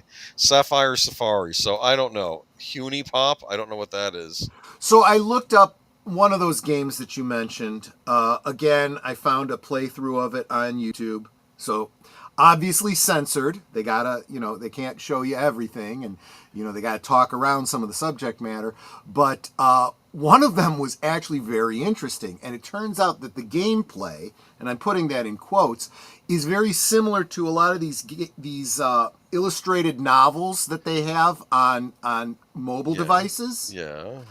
And the story behind it is a very Groundhog's Day kind of thing. A guy going back in time and reliving the same day over and over and over again, trying to figure out how to score with the different women in his life. Funny.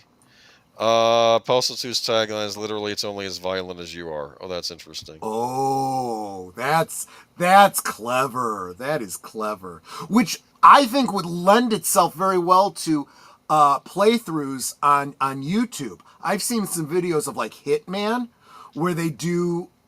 Is there a way to get through this entire game without killing anybody? Is it possible to get through this entire game without breaking a single law? Is it possible to get through this game and kill everybody on every single level? Those take a long time because you have to go out of your way to find all the NPCs and kill them all. Hitman's a rough series because I remember there was one where this woman who I guess is like she was like an adult stripper basically, but she was she was pleading with I you. hope she's an adult stripper. I hope there aren't any other kinds of Well, no, she was pleading with you that she had kids, but she's a witness to you shooting this guy. So technically, you do have to shoot her because she's a witness. But it's like, oh wow, this is rough because what do you do? And like, you can do it in the game, but it's like I don't want to do yeah, that. I do enjoy some of the moral quandaries some of these games give Yes. you. I do like, though, that I have seen ones in Hitman where you can create a situation where you cause somebody to be their own demise, whether through choice or through accident. Right. Which I find very, very, sometimes humorous, sometimes just really interesting. Interesting. Okay. So moving away from the games industry, so you guys can have fun with that. I don't know. Some of those games look a little sketchy, but we'll see. But They absolutely are, but again, they're free, so it's not like you're paying for them. Now we move on. But one last thing on that article. Oh, that is only good through today. So I don't know how many days are left on that. Buy your Amiibos in stores now before it's too late because they're going up to 20. They're already 20 on the Nintendo website. They're going up. Everything's going up. You will they're just shaking us down. Yes, they are. Anyway, we'll see what Sony has planned for the PlayStation 6. I've heard good things, but we have to wait. These are just rumors right now. I'm not going to comment on them. And Wilkie's Movies and Music says GOG is great for PC games. Yeah. Exactly. Yeah, especially if you're into older stuff. They have a lot of good older stuff on there too. They probably have Maniac Mansion on there, I would imagine. Well, I'll look into it. Yeah. After a catastrophic production, Pixar's new movie is poised to become one of its biggest box office bombs ever.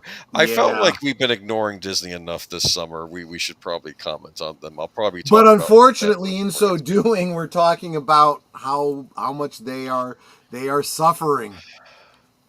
The thing is, I've just gotten so bored with Disney. I'm like, they're not learning. They're stuck on stupid. So I don't know what the point is anymore. But I don't know. This was interesting news, and I say that while I'm still hoping Tron Ares will be good. I still want it to be good, because I love Tron. But I know it was only last year that several insiders revealed what a turbulent production DreamWorks Kung Fu Panda 4 went through under the leadership of director Mike Mitchell.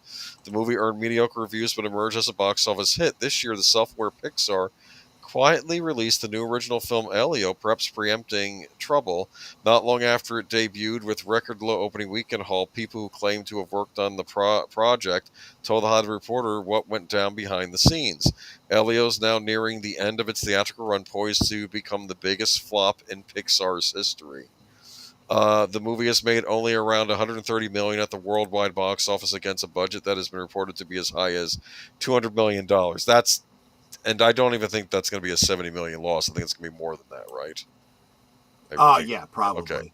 This is a standard figure from Pixar, a company that has reduced spending to compensate for the industry altering trends observed in the last 5 years, even though every competitor has. For instance, Kung Fu Panda 4 reportedly cost 80 million to produce, and it made around $550 million worldwide. So imagine that, figuring out ways to cut your costs and making more money as opposed to increasing your costs and not making money. Hmm. I'm talking to you, Lucasfilm. Elio, however, is hovering around the same range as Pixar's Soul, which didn't even get a theatrical release domestically and was barely exhibited overseas. Several of the studio's films during the pandemic were pushed onto the Disney Plus streaming service, resulting in major losses and layoffs. Yes, but is that the fault of Soul? Because Soul never got a fair chance because it never got released. I mean, Yeah. there are other Pixar's like but I felt like Soul might have done box office. I don't know. It looked like one of the better of the newer Pixar movies. That's the only reason I say that. Things seemed to improve last year when Pixar debuted Inside Out 2. The movie grossed nearly 1.7 billion worldwide, and for several months was the highest grossing animated film ever made. It was overtaken by the Chinese mega hit Knees 2 earlier this year, but Pixar's grand comeback to seemed to have unfolded successfully until Elio rolled around. Teacher quoted insiders as describing the film production as catastrophic. They said the studio wanted to downplay the film's queer-centric themes and enforce changes that eventually led to director Adrian Molina departing. He was replaced by Madeline Sharifan and Domi Shi. Though those who watched Elio apparently liked it, despite the issues, Elio opened to positive reviews. However, it is currently sitting at 82% score on the aggregator website Rotten Tomatoes, where the critics' consensus reads, "Catapulted by its theme of building self-esteem, Pixar's latest cosmic wonder, Elio, boasts a fanciful world of original creations and dazzling effects." In his review, Collider's Ross Bonheim wrote that the movie is proof Pixar can't tell original stories in a way that speaks to larger audiences. But the studio's Yeah. made its vision for the next few years very clear. In addition to more original films such as Hoppers and Gato, Pixar released Toy Story 5, Coco 2, and Incredibles 3. You can watch Elio in theaters and stay tuned to Collider for more updates. What are your thoughts on this? I unfortunately, there's nothing here that's terribly surprising. I really do feel like Disney kills everything that it puts its hands on, and when they got a hold of Pixar, this is what happens. You know, it happened to Star Wars, it happened to Marvel. It's everything they touch turns to shit, basically. Stuck on stupid, that's a good phrase. Can I steal it? Yeah, I stole it from Harry Anderson, believe it or not, of Night Court fame.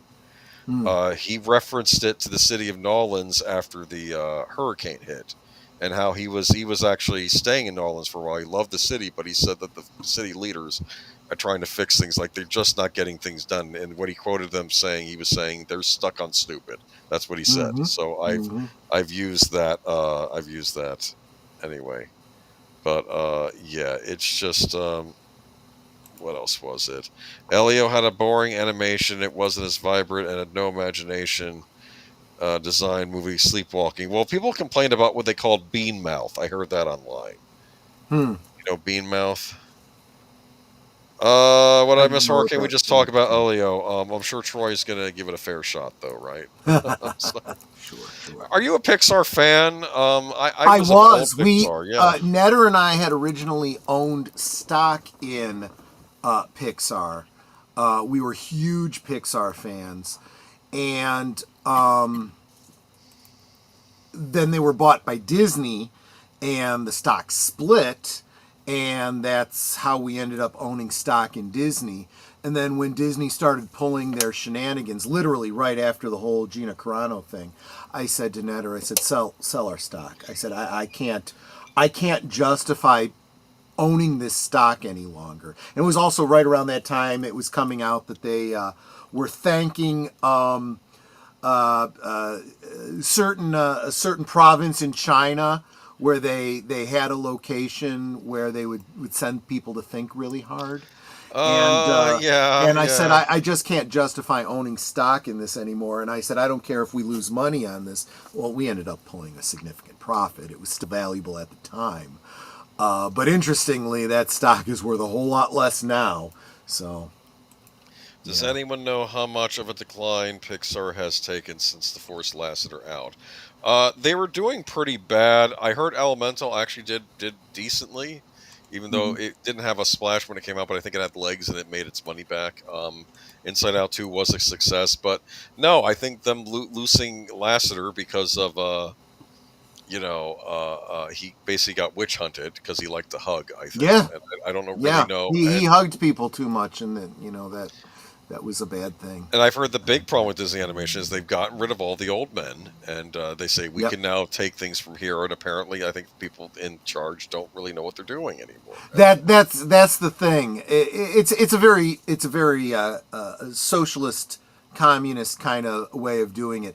Get rid of all the old farts. They don't know anything. We know better because we're the next generation, and you lose all of the wisdom, and things tend to fall apart. So yeah, moving on to oh no, no. I'm sorry. I'm sick of Ruffalo Hulk at this point. I I'm am done. too.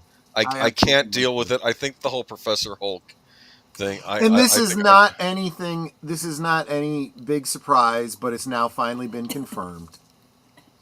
I don't get why if they weren't going to bring Edward Norton back, which I wonder if that was a Whedon decision too. I don't know who made that decision. Hmm. And they used Mark Ruffalo instead. I don't know why didn't they just go back further and get Eric Bana back then? I don't. I've never liked Ruffalo's Hulk. I've tolerated it. Yeah. Mark Ruffalo returning as Hulk for Spider-Man 4 because we can never have a standalone Hulk movie too. That's another thing. Right. Because That's doesn't still the Universal still universal have the thing. rights to make a Hulk movie, or did Disney finally got that back though? Didn't they? I don't know. Even if they did, how long have they had the rights to do X-Men and haven't done crap with it? So, Well, they're gonna have old man they've Magneto sat on showing up. Alita for how long and done nothing with it. There's a whole bunch of stuff that Disney has the rights to do stuff with and they aren't. Well, to be And fair, I don't think they own the rights to Alita. I think that's still by the manga creator. Remember, that was a 20th Century Fox production, and they probably had to pay him a royalty fee to well, make that maybe. movie. The other thing too is, do we really want them touching these things they're not doing anything with? All they do is ruin it. I just got through saying that, so Yeah, I suppose. Spider-Man: Brand New Day. You hate that title, I've noticed. Has found I do. a smashing star to join Tom Holland in the Sony Marvel movie sequel. Mark Ruffalo has returned to reprise his role as Bruce Banner, aka the Hulk, in the feature, which comes 14 years later after the actor joined the MCU and the Avengers. The movie has been rumored for a while, but only firmed up as the script came together as production gears up for the beginning this month in England. Okay, gears up the production this month in England. Okay. At the same time, Michael Mandow, known for his work on Better Call Saul, is returning to reprise the role of Scorpion, the villain character whom he first played in Spider-Man: Homecoming. Now, to be fair, he wasn't. I don't think he was the Scorpion yet, but we could tell that guy was supposed to become the Scorpion. Right. They held off on that forever. Yep. Holland's Spider-Man films have always paired him with more seasoned actors such as Robert Downey Jr. and Benedict Cumberbatch because they played, Doctor Strange and Iron Man respectively, playing key characters. Yeah, Iron Man, Nick Fury, Doctor Strange. I was hoping for Daredevil though, I know. especially now that they've joined that, I guess, into MCU proper. Couldn't they have just had? I mean, Daredevil and Spider-Man used to work together in the comics, right? They used to meet each other, right? Yes. Well, see, this is the double-edged They sword could have of brought the what Kingpin into it. They could have Spider-Man, Daredevil versus the Kingpin. That would have this been. is the double-edged sword of what they're doing here, and that's that they can say, well, we're doing what they did in the comics, and what they did in the comics wasn't always good. So for the longest time, Marvel had this tendency to do a lot of crossovers that would force you to then have to go and okay, I'm buying all Spider-Man comics. Well, this one features Daredevil. I now have to go buy a Daredevil comic to see the rest of this story. Oh, Hulk is in this one. I got to go get Hulk to see the rest of this story. Right. And they did that a lot. And so there were a lot of crossovers that Spider-Man had. Good or bad that may be. This is why you're getting this. I don't know. I thought that was the whole reason they were bringing Daredevil in the MCU so they could have him and Spider-Man be on screen together, though, and that's not happening again. That's not. Well, yeah. Brand New Day, however, is sacking the deck. John Bernthal is also known to cash sheet to reprise the role of the Vigilante known as the Punisher. Oh, the Punisher is going to be in it? Maybe. We'll see. First character on screen in MCU, first movie appearance in general since 2008 action movie Punisher Warzone. Okay. Plot details are kept under the vest, but you will bet that the mighty Marvel Manor, Spider-Man, Punisher, and Hulk will all fight one another before figuring out who the real bad guys are. Well, the funny thing was, doesn't the Punisher start out in Spider-Man comics as a villain? Yes, absolutely. Yes, he does. And since this is a multiverse Punisher, it's not the one we saw in the Punisher Netflix series. I'm getting freaking sick of this multiverse crap. Yes, but wasn't it revealed that who's the actor, Charlie Cox, that plays Daredevil? He's same actor, but him and D'Onofrio's Kingpin are not the same Daredevil Kingpin from the Netflix show. 99.9% of viewers are not going to understand when they see this. Especially since those Netflix series took pains to try to say, yeah, we are still in the proper MCU, but I guess because now... Yes. 10% different. Anyway, yeah, right. I don't know. I'll say this. I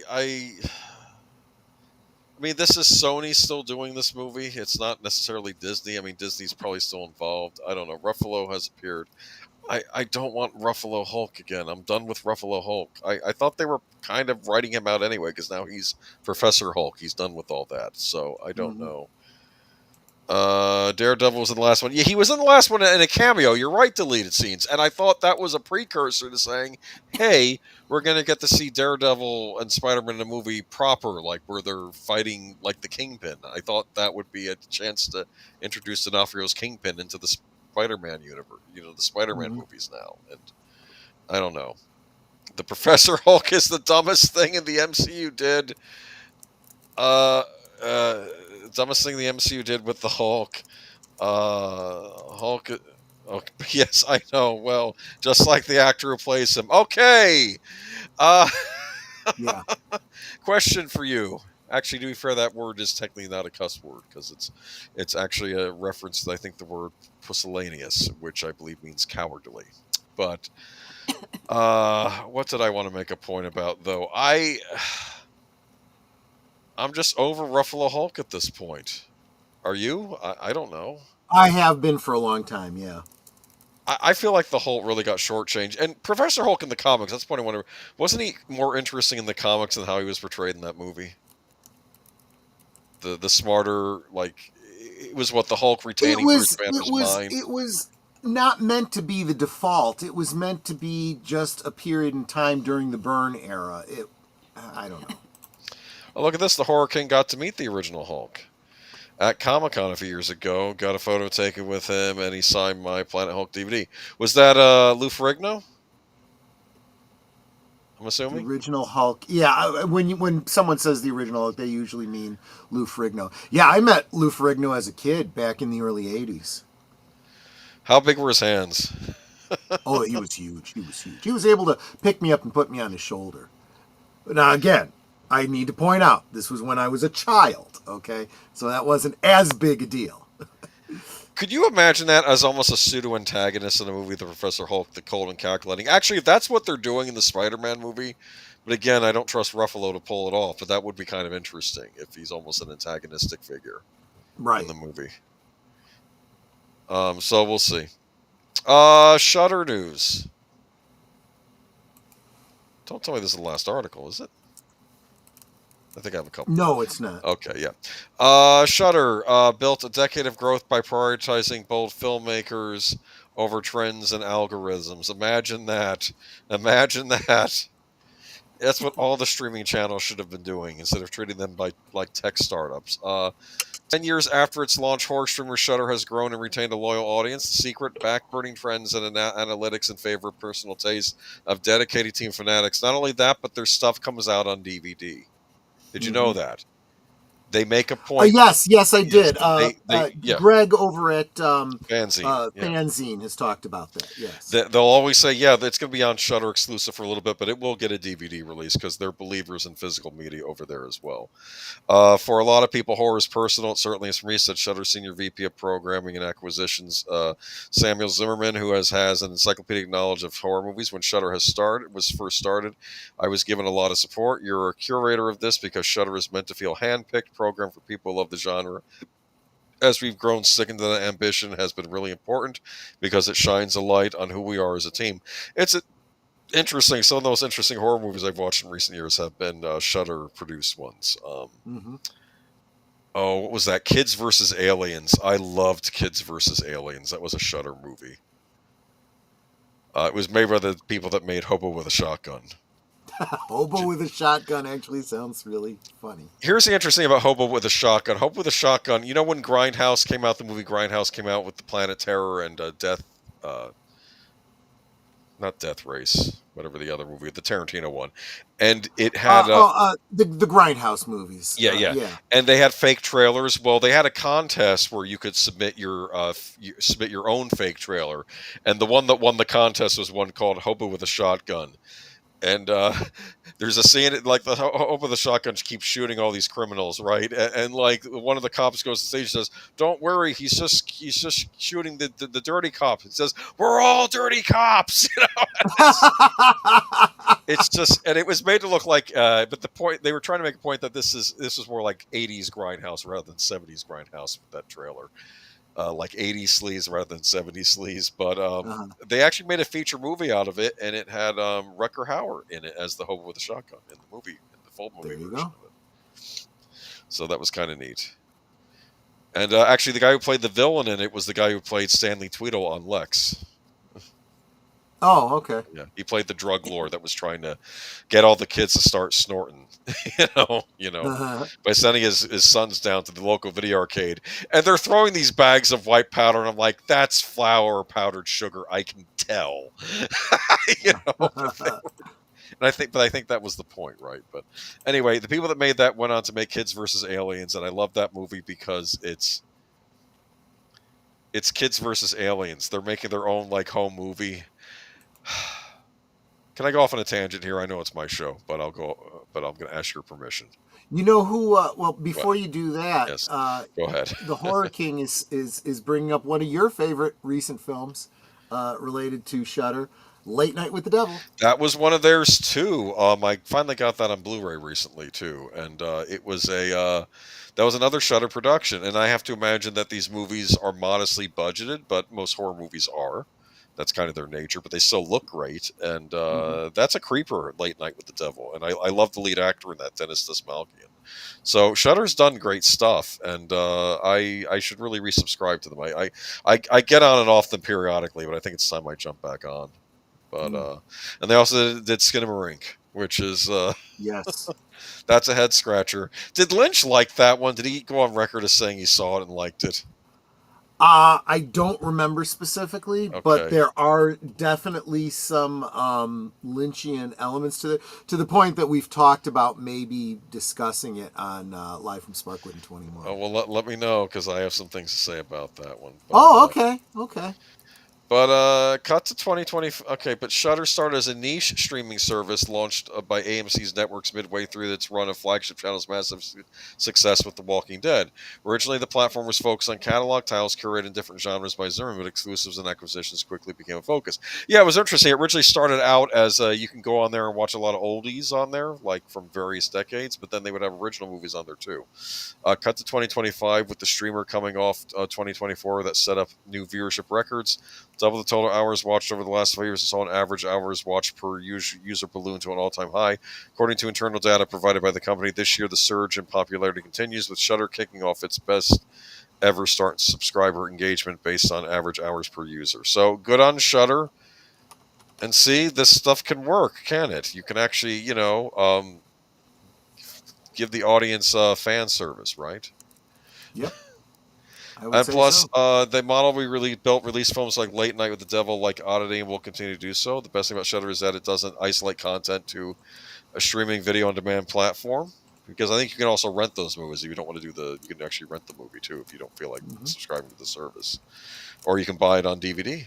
So yeah, Shudder's good stuff. I would, if you're a horror buff, you may want to give it a look. Do a trial subscription, see how you like. Oh, look at this. Horror King has something to say. Shudder is the best streaming app out there because it has a lot of really good content and it's cheaper than everything else. It costs me €47.88 a year. Yeah, they're not too A expensive either. Yeah, year. yeah, Wow. yeah. You can Maybe do I it. should Yeah, look into that. if you break it down to €3.99 a month. Yeah, see, they're not expensive either. So they don't spend they keep their budgets down, but they also don't charge you an arm and a leg, unlike the other services where the catering costs more than some movies cost. I'm looking at The Mandalorian. I'm sorry, according to Katie Sackhoff, right? That's Uh huh. the catering budget. But good on Shudder, and not everything is bad in streaming. And like I said, I think Shudder is a platform that allows a lot of indie horror makers to get their stuff shown, and then they get proper DVD releases and Blu-ray releases of this stuff. So it's all good. Hmm. Moving on to This one I laughed at when you sent it to me. I especially loved your comment on this. You sent me this article, and then you sent a one-word response. yeah, Herpaderp. Herp Derp, yeah. Warner Brothers Discovery's post-split companies. Okay, they get names. Warner Brothers Discovery meet Warner Brothers and Discovery. Wait, what? The media companies officially announced the names of their senior leadership after it splits itself into a David Zaslav streaming studios business to be called Warner Brothers and Gunnar Weidenfeil's global network business to be called Discovery Global. So basically, Warner Brothers Discovery got split into two companies, and now it's Warner Brothers and Discovery, right? Hmm. Warner Brothers will include the Warner's Film and Television Studios, DC Studios, HBO and HBO Max, and TCM Cable Channel. Discovery will include former Discovery and Turner linear channels such as TNT, CBS, CNN, Cartoon Network, the stuff that doesn't make any money anymore. Okay, and HDTV. It will also include the company's international TV channels and Discovery Plus streaming service. Companies also announced senior executive leadership at each company. Zaslav's Warner Brothers will include Warner Brothers Motion Picture Group co-CEOs Pam Abdi and Mike DeLuca, DC Studios co-CEO James Gunn and Peter Safran, HBO and HBO Max CEO Casey Blues. Okay. We will continue to make more than century-long legacy of Warner Brothers through our commitment to bringing culture-defining stories, characters, and entertainment to audiences around the world, said Zaslav in a statement. Over the past several years, we have made important strides across business, launching an investment in a profitable global streaming service and reinvigorating our studios to return them again to an industry-leading position. With our unmatched portfolio of storytelling, intellectual property, coupled with our incredible creative partners, and now an executive team of proven, bold, and committed creative and corporate leaders, we are in a strong position to launch and continue to meaningfully grow a company worthy of our storied past. What do you think? I think it's hysterical. All these companies come together and then split up. I'm amazed. But they weren't even creative about the name change. I thought they would call it something else, and it's not just Warner Brothers and If Discovery. anything, we got to give them credit for this one because this one makes branding sense. You know, don't overcomplicate it. Like, what was it? HBO and Cinemax coming together and, you know, Okay, yeah, it came together as HBO Max. Then it changed the which, title to just Max, and then they said we're changing the title back to HBO Max. yeah, because it was like, what are you doing? You're literally eliminating the brand value of one of your most popular brands. Not to mention all the confusion with HBO Max, and at that point, I think there were other HBO streamers like HBO Plus and HBO Now. I don't know. It was like all this. That was under previous management. I shouldn't keep bringing up. Why does Zaslav look like Jimmy Buffett and Gary Busey somehow had a child? Maybe that's what happened. Mm-hmm. Uh, all right. A Christmas horror story. If you haven't seen it, it's a Christmas anthology movie. I'll look for that, Horror King. Thank you. Okay, so moving on to, I don't know. Are they doing okay? I guess I'll do a an update on the Superman box office at some point. We'll probably tackle Superman and Fantastic Four next week. Okay. Oh, this one, this is cringe. I'm sorry. I had hoped that this was. Do you want to skip it? No, no, I no, no. think we should talk about it, but yeah, it's not We good. should. I had hoped that this was an example of, tongue in cheek, giving the middle finger to the critics. It's not. So let's get into it. A renowned fitness influencer and bodybuilder was chased off social media over the vitriol he received for his tribute to Hulk Hogan following the WWE legend's death. Joey Swole, the 42-year-old CEO of Gym Positivity, declared Monday that he was done with his online platforms as he apologized for dressing up as the mustachioed wrestling icon, which he claimed was a gift from Hogan himself. I owe my followers, my community, and all my social media an apology, Swole told his 8 million followers in a recorded message from the front seat of his car. Swole had paid tribute to the late Hogan in a now deleted video of which he wore a Halloween costume resembling the famed wrestler during a workout at Gold's Gym in Venice, California. Hogan, born Terry Bollea, died at age 71 on July 24th after suffering serious medical issue at his Clearwater, Florida home. Swole was known for making videos where he outed gym bullies and held them accountable for the way they treated others on a mission to create a positive gym environment. The Right. social media, but Yeah, no, right. That's exactly right. okay, yeah. The social media influencer said he faced backlash from upset followers during a live stream a day after posting the tribute.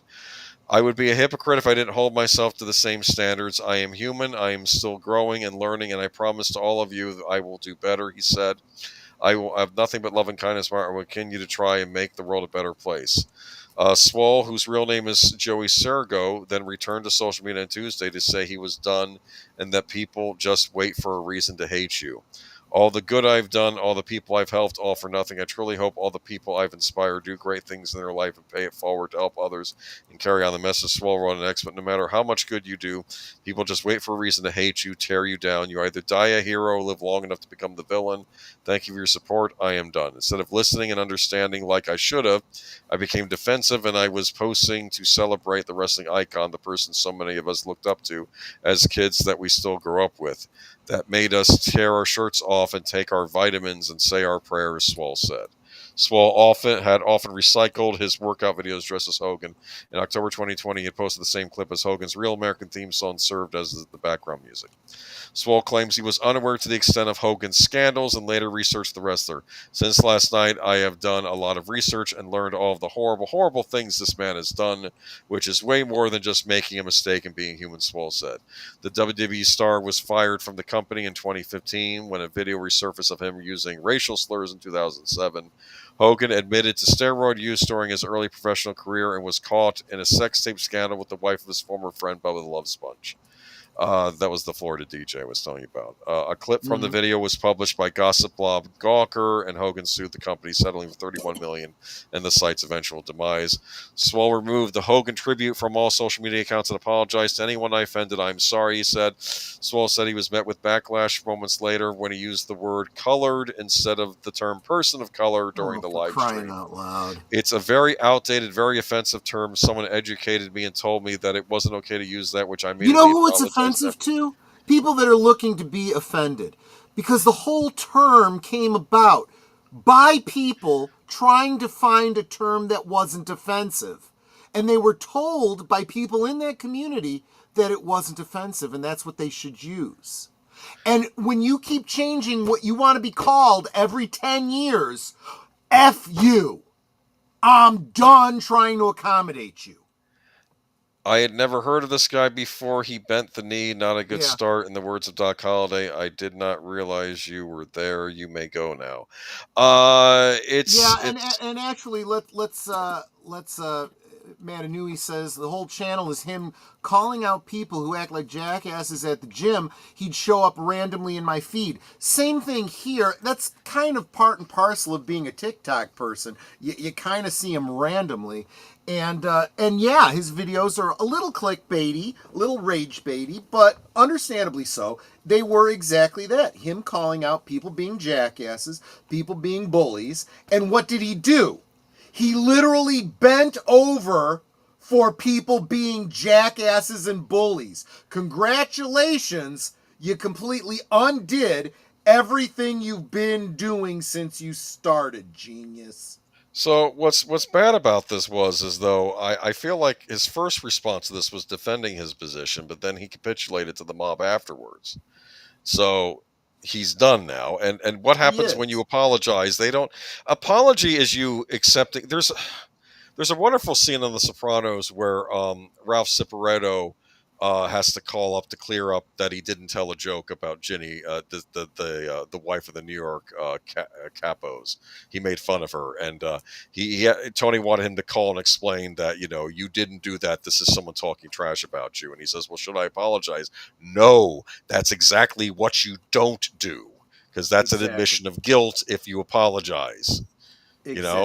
And the trouble is that's what the mob takes this as. I kind of wish that we had ordered these a little bit differently, because our last article is the opposite side of this. It's the way you should respond to this kind of stuff, and unfortunately we didn't do that. So, but I don't want to skip over the next article because it's still a little bit important. So let's just say put a pin in this dingbat. We'll get back to him. This keeps happening, though, and I don't know why people haven't learned by now. Because people keep making the same mistake over and over again and expecting different results. You'd be better off just taking a hiatus for a couple months and coming back, because the mob will forget about you in a couple months. They'll be on to attacking somebody else. Exactly right. Exactly right. We'll come back to this. Let's go on to James Bond. All right. So now we're moving on to... Steve, this is from Mark. P.P. Blinders creator will write new James Bond film. Stephen Knight is confirmed as the writer of the new James Bond film, directed by Denis Villeneuve. Knight said he is very, very excited and hopeful that he was first invited to pitch ideas. Longtime producer Barbara Broccoli and Michael G. Wilson stepped down earlier this year. Variety reports the film could be released in 2028, with the lead actor still unconfirmed. The movie, which will be directed by Dune's Denis Villeneuve, is currently in development. And being overseen by the studio after long-serving masterminds. Yeah, I already know that. Knight told BBC Radio 5 at Live Breakfast, "It has always been on my bucket list, and it's fantastic to be invited to do it. I can't wait to get started. I'm hoping that, being a Bond fan for so many years, it will be imbued into me, and I will be able to produce something that's the same but different and better and stronger and bolder," he said. However, Knight did not shed any light on what actor may portray 007 in the next film. Well, yeah, there's probably no way he could even comment or speculate on that just yet. But I don't know anything about this Peaky Blinders thing or It's a popular show. I've heard people say good things about it. I've just not seen it. Okay, so maybe this is good news. I don't know. It was a BBC One drama starring Cillian Murphy, set in the streets of post-World War I Birmingham, which ran for 6 series and is also being made into a Netflix film. Okay, so there you go. I don't know. So we still don't know anything about it. He might be a good enough writer for this. I mean, at least at least he didn't work on a CW show, right? So right, exactly. So yeah, let's move on to Sydney Sweeney. You evil person, you. I do not endorse you or your brand of jeans. This girl is marketing genius, and she's using her appeal in the most appropriate and time-honored way. She knows she's attractive. She is using that to her advantage, but not in the overt, scummy, singular fans way. She is using it in a very classy, time-honored entertainment way. She is also behaving like a true star. She goes out and she popularizes whatever it is she is, pitching, whether it's one of her movies or a product or whatever the case is, without getting distracted by political and topical bull crap that has nothing to do with anything. So let's get to it. Some things just can't stay buttoned up. American Eagle has responded to critics after the brand's new denim campaign with Sydney Sweeney caused major controversy. Sydney Sweeney has great genes, is and always was about the genes, the company said Friday in a statement obtained by the Post. Her genes, her story. We'll continue to celebrate how everyone wears their American Eagle jeans with confidence their way. The statement continues, great jeans look good on everyone. So that was a very smart response by the company. So I have to give them points. Sweeney, 27, and Yep. American Eagle faced backlash earlier this week after the blonde-haired, blue-eyed White Lotus starlet appeared in a new denim ad for the popular clothing and accessories retailer. I have great jeans, and now you can too, the Euphoria actress wrote on Instagram to July 23rd alongside a video for the controversial campaign. But the tagline, which was seemingly a pun on the word jeans, yes, because, that's like her genetic makeup, right, or something, had some kind of social media comparing the marketing move to a certain German organization's propaganda. This is nonsense. Why? Because she has blonde hair and blue eyes. That makes her now part of some group. That's basically what you're saying now. Yes, This is that's ridiculous. exactly what they're adding projection upon this. This is the name of the band is American Eagle. Sydney Sweeney is all American. That's how I see They are her. literally selling a product, denim. They are jeans. And when they say she's got great jeans, and then they focus in on her ass, they're talking about the pants she's wearing. And then it says you can have great jeans too. It's a play on words. Choose to imply the double entendre that she's talking about GENES, right? Her physical makeup. Well, that might be too. Yeah. And again, I find it going back to the way we used to look at that swole dude, right? You look at the mentality of gym guys who don't get intimidated by a good-looking guy doing a sexy ad. They instead go, "Damn, I need to get to the gym." Right? Yes. If you are intimidated by her attractiveness, well, what are you doing? Are you complaining about her while you stuff the ho-hos in your mouth? This is what I don't understand. Too bad, chick. We had all sorts of models when we were growing up, modeling all the jeans and everything else. I'm sure Sidney Crawford was in a bunch of ads. Do you remember Brooke Shields for Jordache? Jordache jeans, who did ads that looked exactly like this. And do you know what else? She redid an ad for them. She did a photo shoot in Jordache jeans in 2022. She still looks amazing. Yes. This is my whole thing, though. You have a problem with that? Then the problem is yours. I've noticed. As a side note, American Eagle's stock went up 16% since all this so-called controversy started. That is not anyone here telling you what you should do with your stock funds. We're just pointing out that this is what actually happened. And their sales are through the damn roof. Well, they probably also make a great product too, so I will be looking into this as well. But Yep. And you can't fault a company named American Eagle. Just saying. Look, I thought this. It's a brand new day, people. Pay attention. I feel like there are actors that the mob wants to cancel, but they don't have a reason yet. I think one of these actors they want to cancel is Henry Cavill.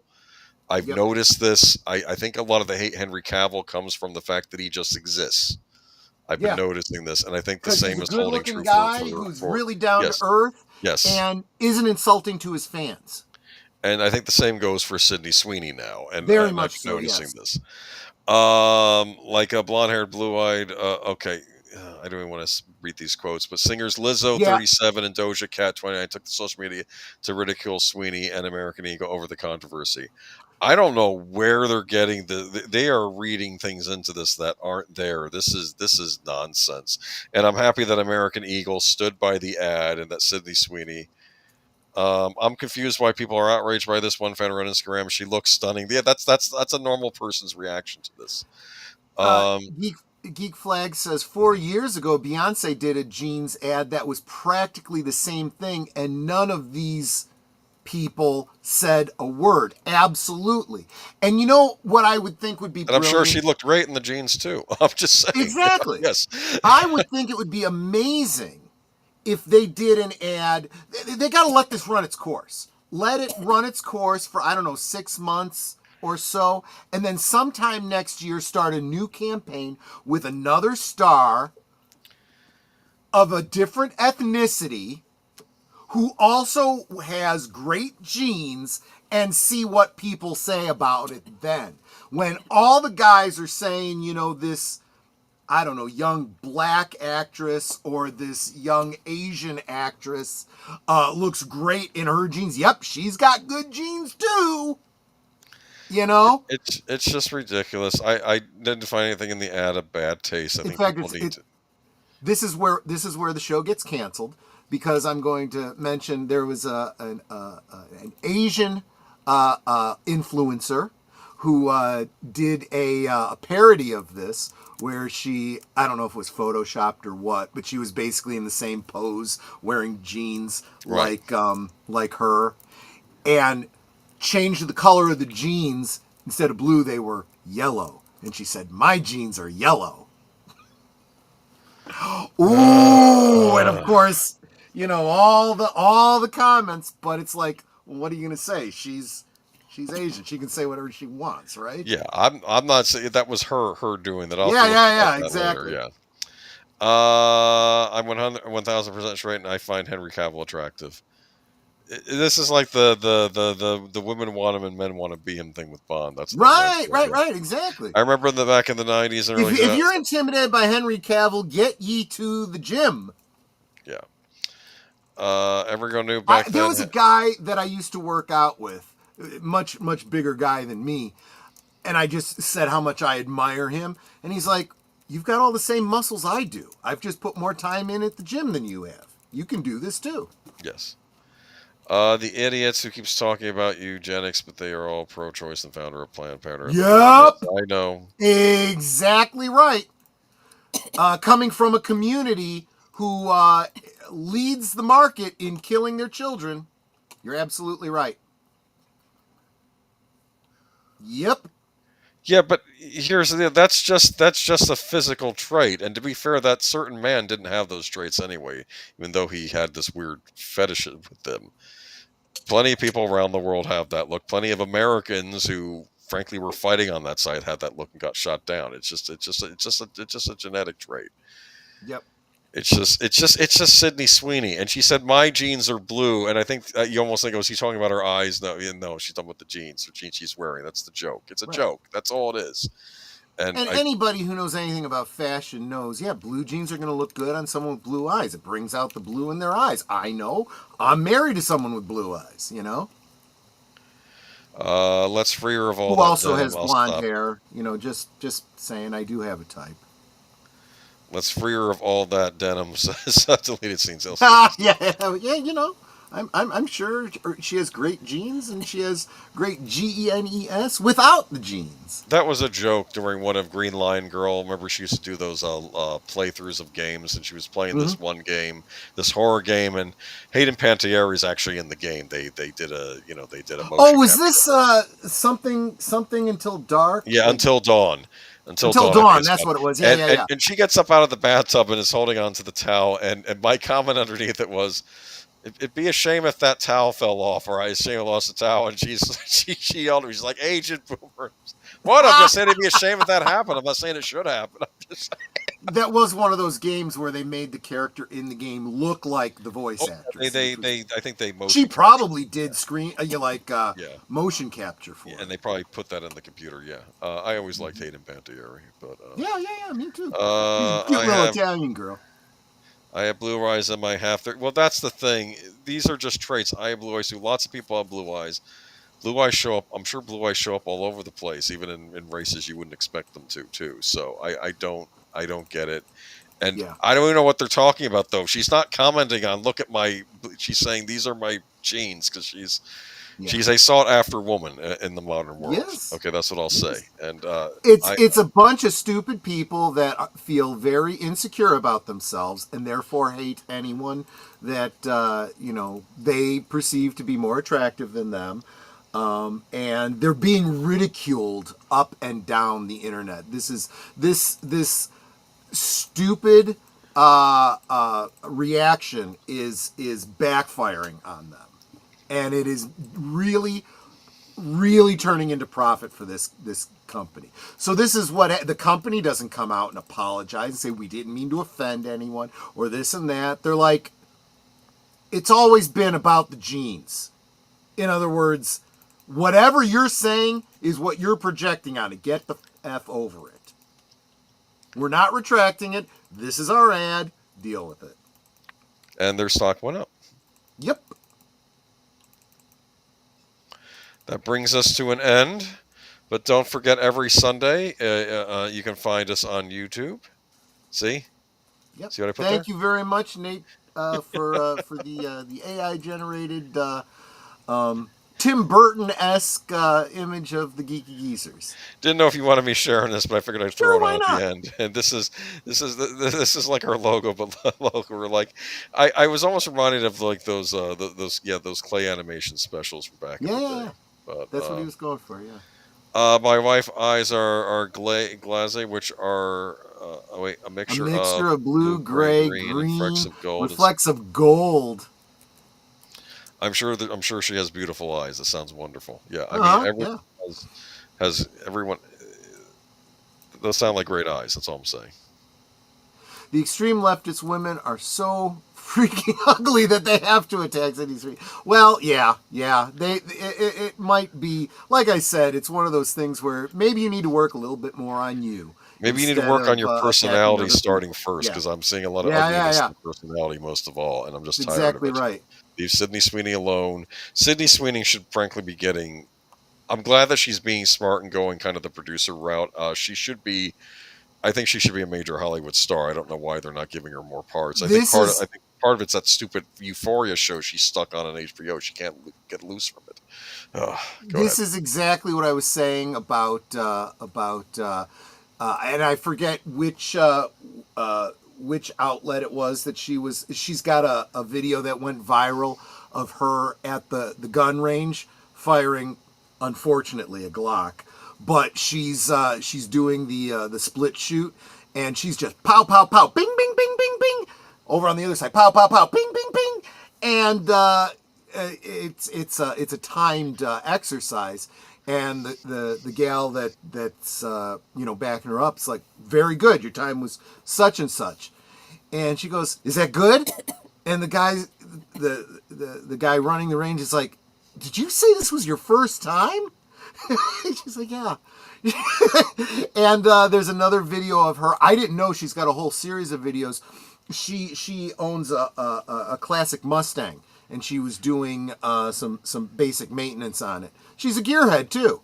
It's like, damn girl, you are truly an American girl. Let me tell you. Yeah, I think Maggie Q was also a gearhead. I think she finally has a new show on Amazon. But there you go. Fun fact: blue eyes are a mutation. Yeah. And some people with blue eyes have an easier time seeing in the dark. That's interesting. That's true, but they're also more sensitive to sunlight. Because that they don't tracks with me. I always have to wear. They make sure I wear sunglasses while driving. You and Netter are also more prone to what's it called, glaucoma and cataracts. So yes, you really have to protect your eyes. Yeah, the doctor basically said no. The more melanin you have in your eyes, I mean, it's obviously what causes skin color to be darker. Right. But it has the same impact on your eyes. So if you have brown eyes, you have much better protection against sunlight. The lighter your eyes are, the less you have, to the point where blue, you don't really have any melanin in your eyes, and you don't really have any protection. What's even worse is if you are albino, which means pure white skin, and pink eyes. And the reason that they're pink is because there is so little pigment that all you see is the the sunlight passing through the blood vessels. God bless you, Netta. Thank you. So, One of the rarest eye colors is red. Oh, that's interesting, the Horror King. You know what? It's interesting yeah, how I our saw something about that. It had something to do with pigmentation, light refraction, blood content in the eye. I don't really remember how it worked, but it's like related to it's related to amber eyes, but different. Yeah, and there's certain eye colors that you only have that eye color in certain lighting because it has to do with how the light refracts back out of the eye and so forth. So, yeah. interesting how our genes can give us benefits and detriments, isn't it? So it's Exactly interesting. right. And sometimes those detrimental things, like blue eyes. Blue eyes are great for like you said, if you're going to be nocturnal, hunting at night, avoiding prey at night, and so forth. If you spend most of your life in the daylight, you want to have brown eyes. That's usually how natural selection works. Well, with humans, we have found ways to overcome and adapt these things that would be naturally selective. What we're selecting for is attractiveness. So sometimes something that is not a benefit in the natural survival world is a benefit for mate selection because people find it attractive. So you are Strange. more likely to pass on those blue eyes, for example, to the subsequent generation.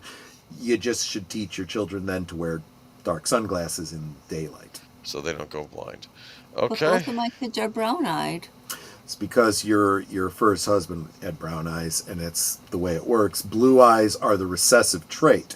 So they carry the gene for blue eyes, but they are going to present with brown eyes. If they marry somebody who has blue eyes, then there is a 1 in 3 well, no, for them it would be a 1 in 2 chance that they will have some. No, Steffi married Rudy with brown eyes. And has had no children, so it doesn't matter. Well, none that I know of. Well, yes, good point. Anyway, but I did want to wish Troy and Netter again another happy anniversary, and I know Yes, that thank you are you. going to be on a channel soon, aren't you? Yeah, so if you stay where you are, you will be directed over to deleted scenes for reserved seats. Actually, in about 40 minutes, Netter and I will be joining him in the studio to, he just wants to talk about us and 33 years of marriage. So that's what we'll He's be doing. my penguin. Yes, I am her penguin. We'll explain Okay. that over there on Deleted Scenes channel Okay. in about 40 minutes. And then tomorrow, what do you have going on? And you're going to have liquid lunch all week. Well, I do. I'm going to have liquid lunch all week because it's what I do, and it's a great opportunity for you guys to get away from work for a little bit and come hang out with me during your lunch hour. But yeah, and then let's see. I have a poll up for my members, so members, maybe go check it out. We are in the last hours before I have to make a decision what we are going to be watching tomorrow night for the members only movie. And let me see where we're at on this poll right now. So I have 4 movies up.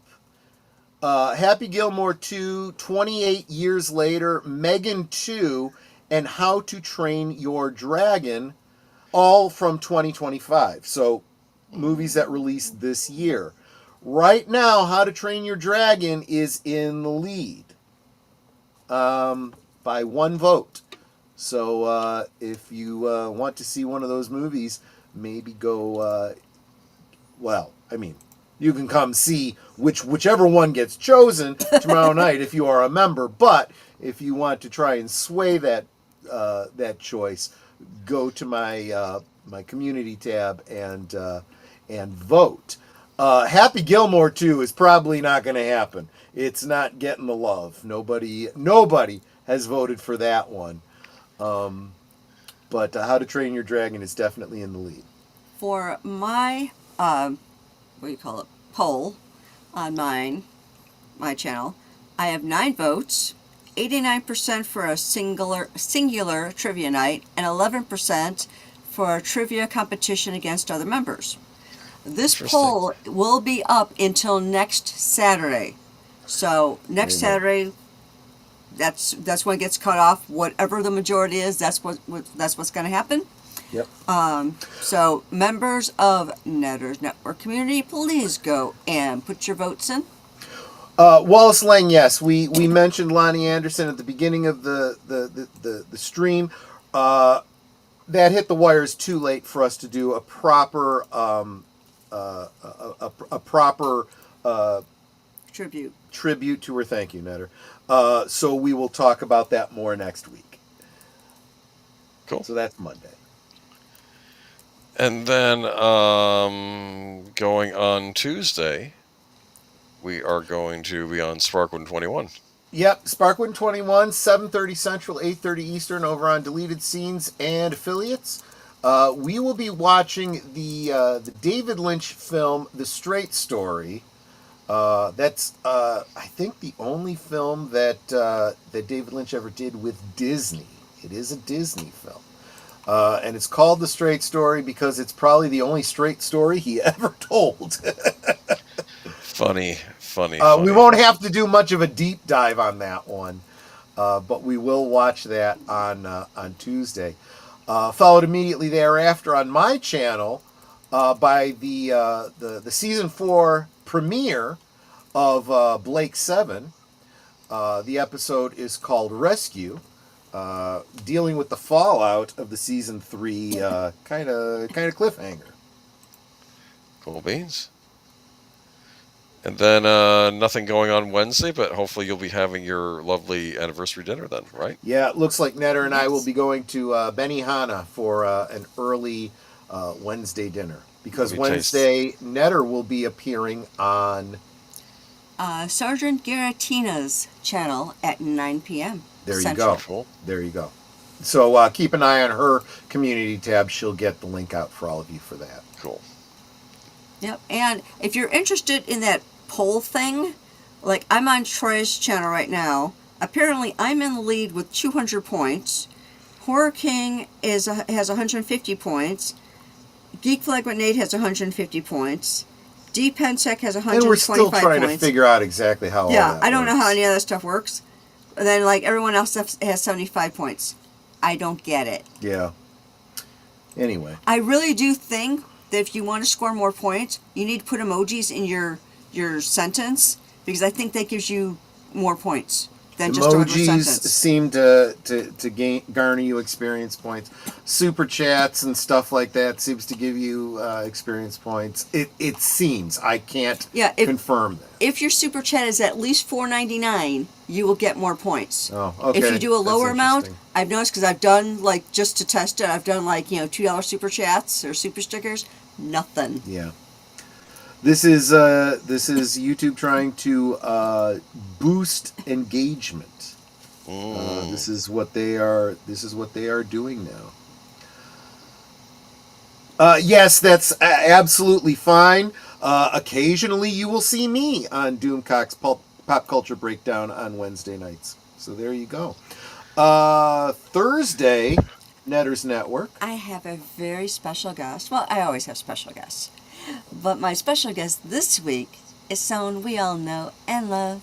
Big Al Presents. Yep, we're going to talk with Big Al about his channel, his reviews, specifically the 10-word review. And make sure you guys are all subscribed to his channel. Absolutely. It's Thursday. And then that brings us... Yeah, what are we doing Friday, Boomer? Friday, we're going to have a Batman talk. You've actually read some interesting... You're going to give us the lowdown on some... Yeah, so... Michael Keaton Expanded Universe Batman stuff. Exactly. So for those of you that loved Batman 89, Batman Resurrection, I finished reading it. It's a novel that takes place in between Batman 89 and Batman Returns. So it's, like a sequel to the one and a prequel to the other. And it's a brilliantly written story. If you're a fan of those two movies, it does what you want from a book like that. It ties up loose ends, and makes the two movies fit together a little bit better. Some of the questions you might have had, what happened to so and so after this movie? Where did so and so go? Where did so and so come from? What were they doing during this movie? Kind of cover some of that. We'll talk about that on Friday. Also, the comic book series Batman '89, which takes place as a sequel to Batman Returns. It's what Tim Burton might have done if he had continued forward with his Batman. So this is like, forget about the Schumacher Batman. We're continuing in the Burtonverse. Yes. So we're going to have some fun with that. Take a look at my custom Batman figure.